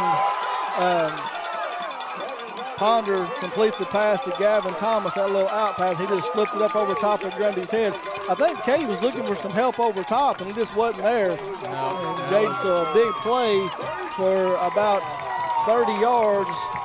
Williamsburg's going to take the ball into the Rick Barker red zone here down to the 12-yard line, and they're going to have 1st and 10 at the 12. Yeah, those big plays are what's killing Somerset all night long. You start to hold them, then you start changing momentum when you get these plays up. So 4K's not having much of a night defensively, although he's played very well offensively. Ponder takes it. It's a bad snap. He gets past Ponder. He picks it up. He's looking for somebody, and he's just going to fall down at the 25-yard line. So it was a bad snap. He initially picked it up and was going to try to do something with it, and decided that he needed to fall down on it. So after a big loss there, it's going to come all the way back to the 25. So it went 1st and 10 from the 12, and now it's going to be 2nd and 22. Yeah, the Williamsburg fans were looking for a little bit of extra. The quarterback was down, and the defender launched out to try to, reach for the ball, but they're not going to get that play. They're not going to get that call. So 2nd down here and long from the 25. Ponder barks out the signals, getting a little bit of pressure. He's looking for Gavin Thomas, and I can't tell. No, he dropped it. Thank goodness. I mean, Cade and Gilmore were in coverage. It was a good ball, but I could not tell, but it did fall incomplete. So it's going to bring up 3rd down and 22 from the 25-yard line. Yeah, thankful for some drops tonight. Now this is, for Williamsburg, it'll be 4-down territory. Oh, yeah, definitely. So if I'm Williamsburg, I'm not looking for the home run ball unless it's there. I'm trying to pick up about 10 yards and try to make it a very manageable 2-down territory here. So I'd look for the quick slant up top to Caleb Rose again, but Ponder barks out the signals. He steps back. He's looking down. He's got time. He's got plenty of time. Now, when it breaks down, and he finally drags him down. And number 44 for Gerard Smith fighting fighting, and he's able to drag Ponder down way back here for a sack. Again, the Williamsburg fans are going to be calling for something extra. 44 had his hands on him the whole time. I don't know that he was ever down. No, I don't think so either. You know, and whenever you've still got a hold of somebody trying to get up and escape, if you haven't heard the whistle or, you know, you still got contact on somebody, you are not going to get anything extra. And that was as much on the referee as it was on anybody else. Uriah just trying to make a play, and I don't know that Ponder his knee ever went down. The referee didn't blow his whistle, so Gerard kept going, and the Williamsburg faithful not real happy about it, but that young man was just doing what he's supposed to do. So 4th and forever, and the Briar Jumpers. I'm not sure what's happening here. I don't looks know. Looks like a delay of game. Yeah, Yep. Delay of game, so they're going to go back again. So 4th and forever, just went to 4th and a mile. Yeah, and I'm not sure, you know, what kind of play you're going to draw up here. However, you got to punt it now. Yeah, I don't know why you didn't punt it before that, but you definitely have to punt it now because you're 4th and half the field. When the ball sits at the 48-yard line, they have to get all the way down to the 2-yard line for a first down. So, anyway, so Gavin Thomas is going to go back and try to pin Briar Jumpers back deep. Try not to run into him this time, and they don't. He's just going to kick it away from Cade. Ball's going to go down to about the 10-yard line where it's going to roll dead, and Williamsburg is going to stop it there. So with 56 seconds to go in the third quarter, Briar Jumpers are going to take over, leading 27-13. At White's Cabinets, they provide their customers with friendly service. They value your business, and it's their mission to provide reliable products and services. The courteous and professional team at White's Cabinet Design Center can turn your vision into reality. Visit the White's Cabinet Design Center on the corner of South 27 and Slate Branch Road to learn more about what they can do for you. I tell you, you know, and I'm being biased here, number 44, Gerard Smith, is a freshman. He's 6'3", 230, 235 as a freshman. Strong, big kid. You know, and we're fortunate to have a kid like that one to be able to watch the next few years. But to make a play that, you know, on the line of scrimmage against a pretty good, stout Williamsburg line, man, that's an impressive play. Coach Lucas is unhappy right now. You know, we just have a punt, and we can't get the right personnel on the field, and he's forced to call a timeout here because we don't have enough men on the field. So 56 seconds to go in the third quarter. Briar Jumpers lead 27-13. Let's see. No appointment is necessary at Quick Care Walk-In Clinic. They are right behind the hospital just off Bugle Street in Med Park West. Right where they've been for over a decade. Quick Care has lab and x-ray equipment right there in the clinic, and they're open late. So if you've had an accident or aren't feeling well, just walk in and let their highly qualified medical professionals take care of you. Quick Care Walk-In Clinic in Med Park West. So the Briar Jumpers have one timeout left for the rest of the game. Williamsburg still has all three of those, but they trail by 14. So if the Briar Jumpers can go the length of the field here, have to go 90 yards to score, flip the field, do something here, it would be big if they can finish out the third quarter and put Williamsburg at a little disadvantage. Right. You don't want to try to punt the ball this deep in your own territory, but if you can get out and get a couple of first downs, my guess is they'll try to get just this one play off. I don't expect they're going to try to do anything fancy. Kai takes the snap, and he turns around and hands off to Alex. He's going to get up to about the 15-yard line, and here comes another flag after the play. And I don't know if it's going to be on Williamsburg again. If it is, that's going to be the third unsportsmanlike personal foul on them in this game. It's going to be huge. Here's the call, personal foul, unsportsmanlike conduct against Somerset this time. So I guess a little mouth running after the play is over. You don't need that in this time of the game. You don't want to do anything to shoot yourself at this point. There's still a whole quarter of football to play. But now, I'm not real sure what's going on here. Well, he turned now. So the referee sitting here saying, back up, Williamsburg's going to walk it off against them, and they finally talked to him. He called it against Somerset. Now here they go. They're marching it off against Somerset. So half the distance against Somerset. Going to take the ball back to about the 13-yard line. So a dead ball is going to bring second down, second and about 13 from inside their own 10. Yeah, not the position that you want to be in. You were trying to get that run play to just milk the clock, let the quarter run out. And that's a nice play right there. I'm telling you, That's a fake, a handoff fake to Alex Miller. Jace Bruner comes off the wing and runs straight down the field, gets behind the defender, and Kai just lays it up. And I'm telling you, if a better ball, Bruner may have went 90 yards. Yeah, I think so too. But for Bruner to just sneak out of the backfield and make that play, it just shows what kind of athlete the young man is. Turned a negative first down play into a big positive first down play on the next drive. So, hey, man, kudos to that play call, because that's a big play. I would have never been able to been gutsy enough to call that. Yeah, big play right there, and Jace made a good adjustment to bring that ball in. So with 18 seconds in the clock running, first down and 10 from the 30-yard line, Kai's going to take the snap and hand off to Alex. He goes right up the middle, and he's chopped down right across the 35, almost to the 40. Yep. And that should be the last play, and it will be the last play of the third quarter. So Briar Jumpers will have the ball 2nd and 2 from about the 38-yard line when we come back. Right now, in the third quarter, Briar Jumpers driving and lead 27-13. A big thank you to Don Franklin Somerset Family Dealerships, Kentucky, for presenting tonight's coverage of high school football. Be sure to take advantage of the end of summer savings at any of their Somerset locations. Visit them on Facebook at Don Franklin Somerset Family Dealerships, where they treat you like family. Woo. This game has done it to me. I feel like I've run a small marathon.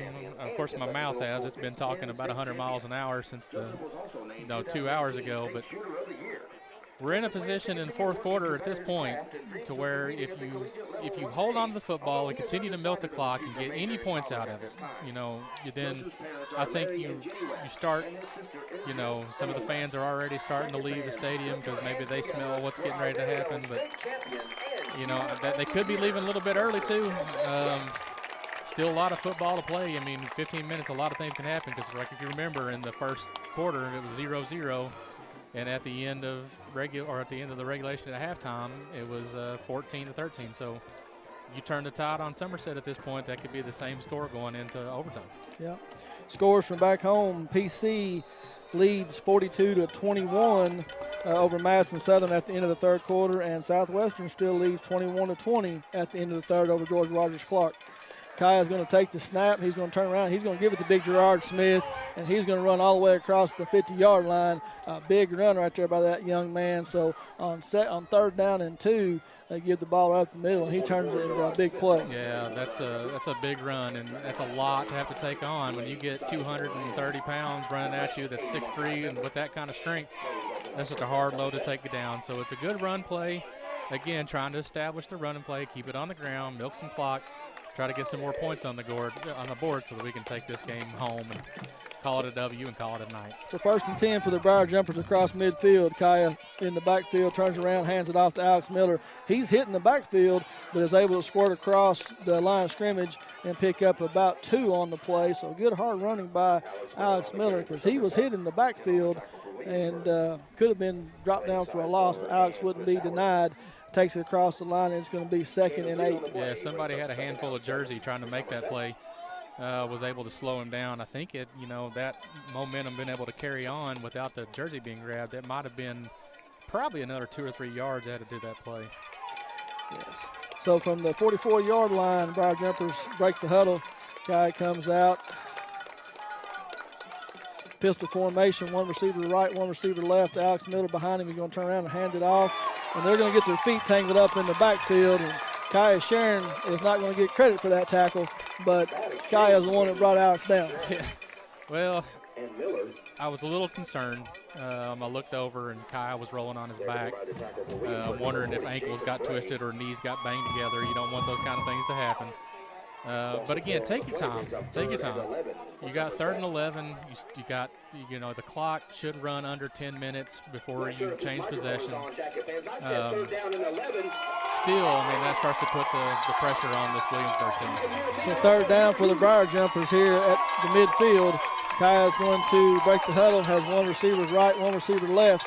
That's Gilmore and Grundy. He's going to take the snap. He's going to turn around and hand it off to Miller again. He goes off the right side this time, running hard all the way down to the 40-yard line, maybe the 39-yard line. It's going to be just a little bit short. It's going to bring up 4th and about 3, 4th and 2.5. Yeah, probably. As well as your defense is playing, I don't hate the call to go for it, but you're at midfield. I don't know that you don't try to take a shot and kick. Well, they're going to go for it, Robert. They're going to go for it. So maybe, hopefully, they're not going to use a hard count right here.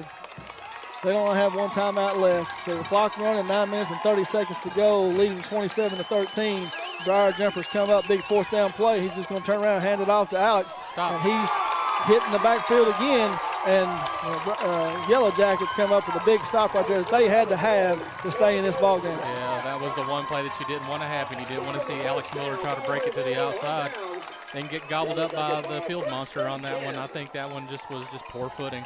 That could be part of, it being warmer earlier and it's starting to cool down and dew starting to settle on the ground a little bit, starting to slick things up some. But, now your back is against the wall, so you got to hold them or make Williamsburg take a lot of time off the clock. So 9:20 to go in the 4th, up 27-13. Williamsburg break the huddle. Ponder's got 2 receivers right. He looks, and he's got Caleb Rose right at midfield, and he's able to bring in the reception. It's going to be just enough for the first down. So Ponder's pass complete to number 8, Caleb Rose. I'm trying to figure out what it is that the Williamsburg fans aren't real thrilled about. Somerset's trying to strip the ball, and they're playing to the whistle, Robert. They are, and if the whistle's not being blown, you're driving somebody back 10 yards, and you're blowing the whistle a little bit too late and setting some things up for a potential disaster. So, yeah. Same formation. They come out, two receivers right, 2 receivers to the left. Anthony Snell in the backfield with Ponder. He takes the snap, looks for a quick pass, and it's miscommunication again. He had Gavin Thomas coming from the outside position on a slant pattern. He just wasn't looking for the ball, and Ponder threw it behind him, and it fell incomplete. Thank goodness for some of these miscues on offense tonight, because there's been some open receivers in the secondary tonight. And, without the miscommunication, this score could be way different. Yeah, and Somerset went to a little bit of zone coverage right there, and that outside receiver just broke in behind Grundy from his cornerback position. The safety hadn't came up yet, and like I said, fortunately, it was just so here we go. 2 receivers right, 1 to the left. Ponder calls out the signal, takes the snaps. He rolls out to the right side. He's going to throw downfield to number 8, Caleb Rose, his favorite receiver tonight. And number 9, that's Chaz Gilmore, comes over from the safety position and knocks it loose, and it falls incomplete. So after a big play there for Williamsburg, they kind of slowed down a little bit. With 8:46 to go in the game, it's going to bring up 3rd and 10 right across midfield. It's good to see the secondary making some plays when it's necessary. I know that they've given up some plays tonight, and it looked like that one could be much the same.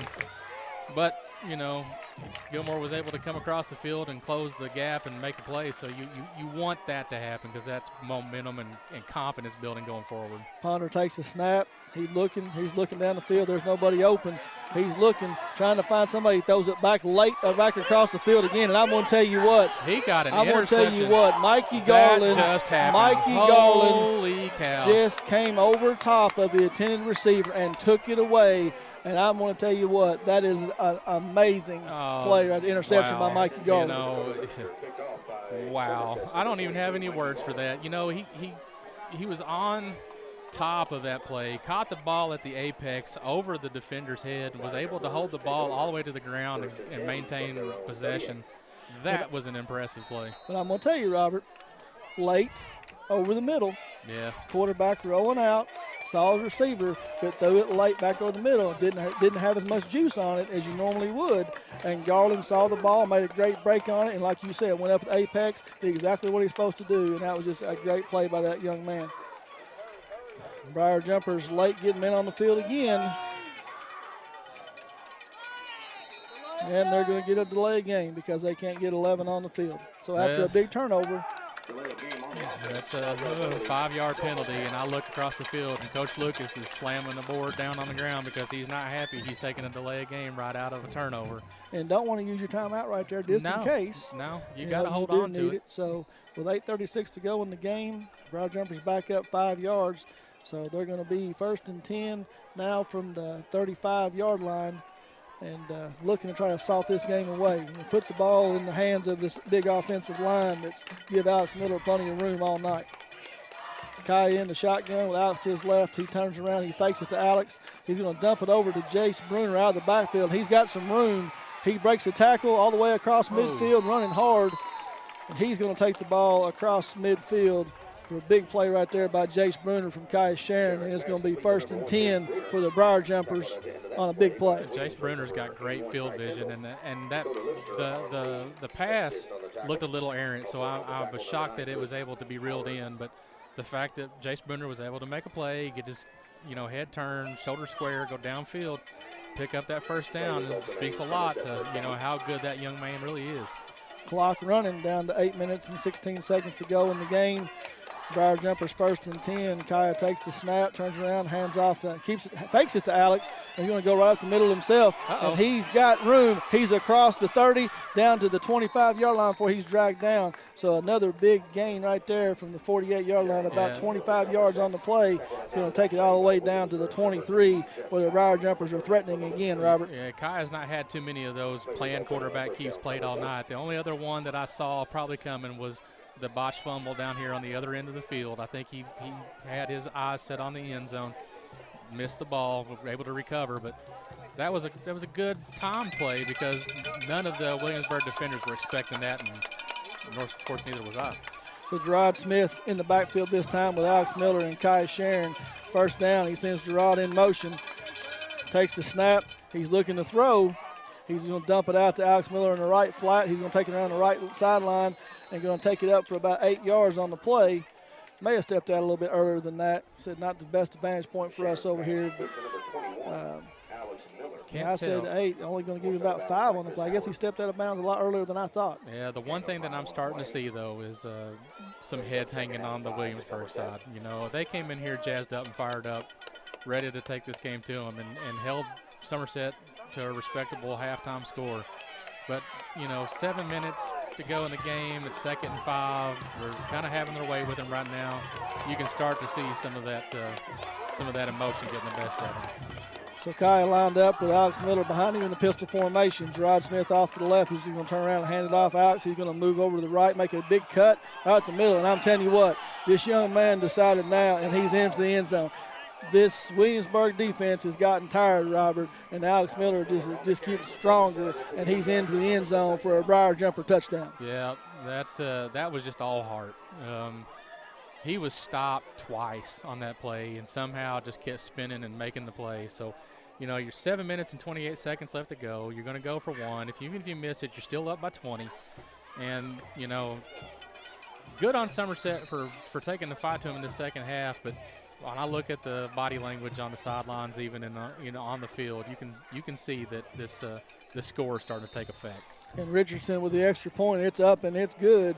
And like Robert said, with 7:28 to go in the game, the Briar Jumpers extend their lead out to 21, and they now lead the Yellow Jackets 34-13. At White's Cabinets, they provide their customers with friendly service. They value your business, and it's their mission to provide reliable products and services. The courteous and professional team at White's Cabinet Design Center can turn your vision into reality. Visit the White's Cabinet Design Center on the corner of South 27 and Slate Branch Road to learn more about what they can do for you. Now I'm going to give Coach Swearson some kudos. Yeah. The Williamsburg Yellow Jackets came out in the first half, 13 points up, having their way. If it wasn't for turnovers on their end, they should have the lead. They should have the lead. Briar Jumpers go into halftime. They make some adjustments. Williamsburg's yet to score. Yeah, they played exceptional this second half. Maybe, when we're picking the defenders of the game and the offensive player of the game, maybe the defender of the game, can we give it to the coach? I don't know that we can, but that's not a bad vote. But yeah. I'm telling you what, there's not really been a big one standout player on defense. Secondary's played a little bit better. Defensive line's been able to get some pressure on Ponder, but they played very well the second half. Richardson's going to pop it up to the right sideline. It's going to hit about the 30-yard line.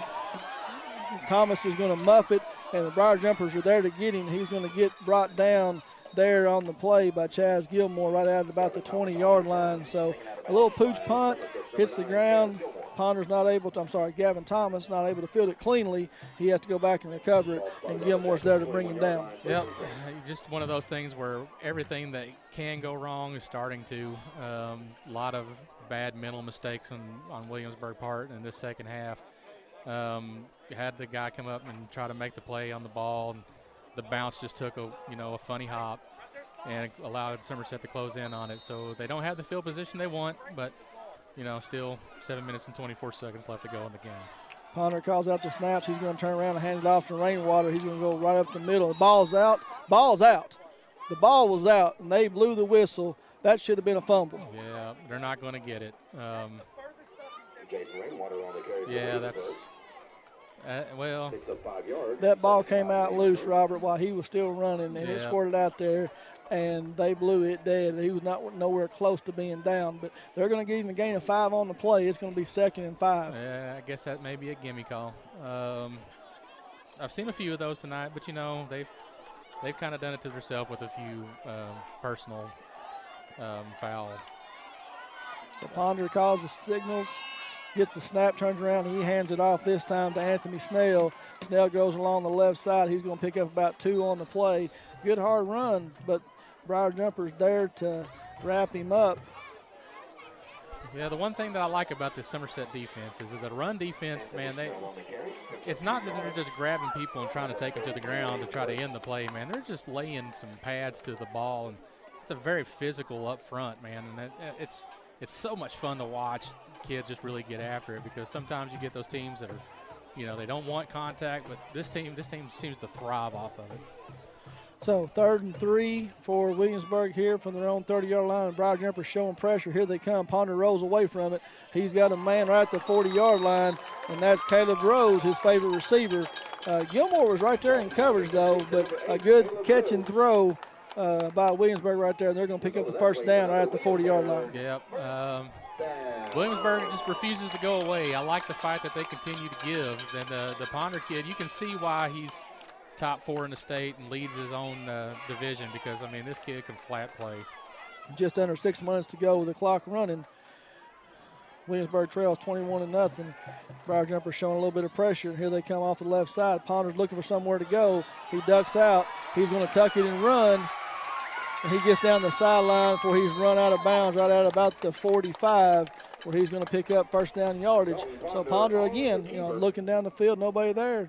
He breaks contain, takes the ball across midfield, and it's going to be 1st and 10 for Williamsburg at the 46-yard line. Yeah, even if the rest of the team's not giving that kind of effort, that kid just hasn't quit. So kudos to that young man.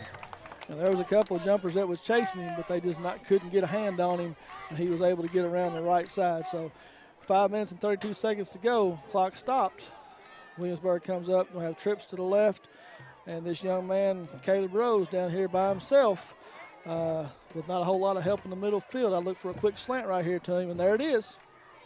Oh, and it's off his hands, and Gilmore is there for the lucky bounce, and he's going to intercept it. And he may take this one to the house, Robert. Yeah, he's across midfield. He's got some blockers in front. He's going to cut back in, and he's going to be brought down at the 33-yard line. I think had he kept that one outside and got one block, that would have been all the way back for a touchdown. But, that's a backbreaker.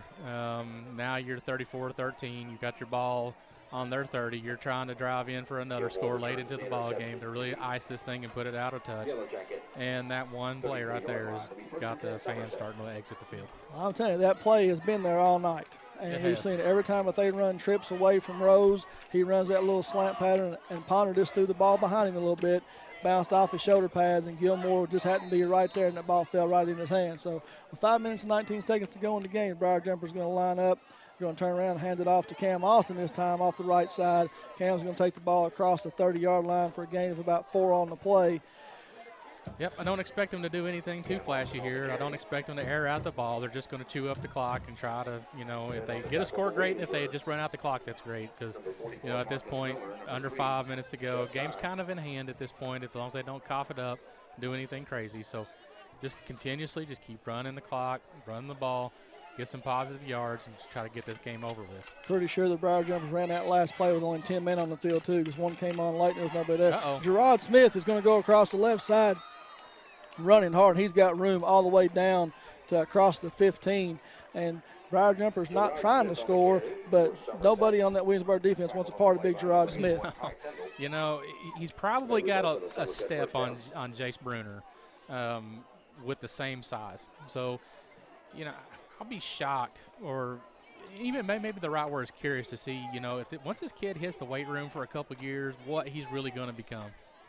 So inside the Rick Barker red zone once again, the Briar Jumpers 1st and 10. They turn around, and Kai's going to try and hand off to Cam Austin. He's going to squirt down to about the 10-yard line after a gain of about 3. Going to bring up 2nd and 7. Just outside the 10, going to place the ball at the 11-yard line. So second and 8 for the Briar Jumpers here with clock running with 4 minutes to go and left in the game. And all you're wanting to do now here, Robert, is get out of here without getting somebody hurt. Yep. And take this one back to Somerset. Yep. Be nice to take this one as a win. I would have never guessed the score to be this, especially after the first half. But, you know, they've held Williamsburg in check in the second half, and that's about all you can really ask for. Guy's going to turn around and hand it off to Gerard Smith again right up the middle, and he's going to go across the 10-yard line, going to pick up about 3 or 4 on the play. He's going to bring up 3rd down. You know, Matt Shadone has entered the game, entered receiver for the Briar Jumpers, along with Brody Williams, split out left here, the wide receiver, and Gerard Smith in the backfield with Cam Austin. So some new people, a little fresh legs, maybe going against this tired Williamsburg defense, and maybe about 2 more plays of that, and the Briar Jumpers may push another one in. Yep, you're really close. You're you're getting ready to go under 3 minutes. Kai is waiting for that back judge to throw his hand up before he snaps the ball. He's just waiting. Hand goes up. Kai calls out the signals, turns around, hands off to Cam Austin off the right side, and he's going to get down inside the 5, down to about the 2-yard line. That's going to be another 1st down for the Briar Jumpers. Yep, and they're going to continue to wait for that back judge to roll that hand up before every play, because I don't really think they're trying to run up a score. They're not trying to do anything silly. They're just trying to run clock, and they're getting positive yardage after every play. So, and like you said, fresh legs are what's really doing it to them. So 1st and goal from the 2-yard line. Kai's break the huddle, got him all lined up. He's just waiting for the clock to roll down. We're under 2 minutes and 25 seconds. He's waiting. Hand goes up. Kai calls out the signals, turns around. He hands it off to Cam Austin. Cam runs into the middle of the line of scrimmage and falls down there at about the 1-yard line. Going to be just a little bit short of getting in. So 2nd and goal for the Briar Jumpers, about 1 yard away.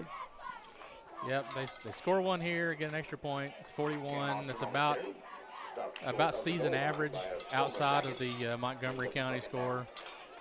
So the offense did their part, and then the defense came out and did their part in the second half, holding Williamsburg to no scores. So kudos on the Somerset team for rallying in the second half. When I saw them coming off and their body language wasn't telling me anything, I was kind of concerned, but good on them for proving me wrong. Hand goes up. Kai calls the play, turns around, hands off to Cam Austin. He goes off the right side, and he's laying in the end zone, but I don't see a signal yet. I think they're going to call him just short. No, Wow. No, I haven't seen a signal yet, but the kicking team is coming on for the extra point, and they're lining it up. There was never a touchdown signal call. I'm really confused. Well, Cam Austin in for the touchdown. Okay. So it's going to take the Briar Jumper lead up to 40-13 with 1:21 to go, and Daniel Richardson is on to attempt the PAT. I've seen it all tonight, you know. That one's just about as confusing as some of the long division we were trying earlier. Snaps down, and Richardson's extra point attempt is up and good. And 1:21 to go in the game, Robert. Big second half by this Briar Jumper offense and defense to shut this high-powered Williamsburg attack down and put some points on the board. Yep. 41-13. Had you asked me that at halftime, I would have said impossible. I kind of figured, you know, at the rate of the play that we were going, we would have reached a 28-13, 28-20 top ball game. That's kind of, you know, I'm trying to figure out the defensive player of the game in my head. I'm trying to figure out an offensive player in my head. And I'm just trying to figure out different somebodies to give it to so we don't continue to kind of give it to the same people over and over and over again, even though they've earned it. I don't want to take that away from them. So I think Kai Sharon. Kaya and Alex and Cade, you know, have all played exceptional tonight. And I don't know. I'm scanning the field. I'm looking. I'm going to find somebody. Richardson kicks the ball off, and he just squirts it back up the middle. Ponder Thomas is going to take it at about the 15-yard line. He's looking for some room. And there's Mikey Garland again on special teams down to about the 25-yard line. He's going to bring the tackle.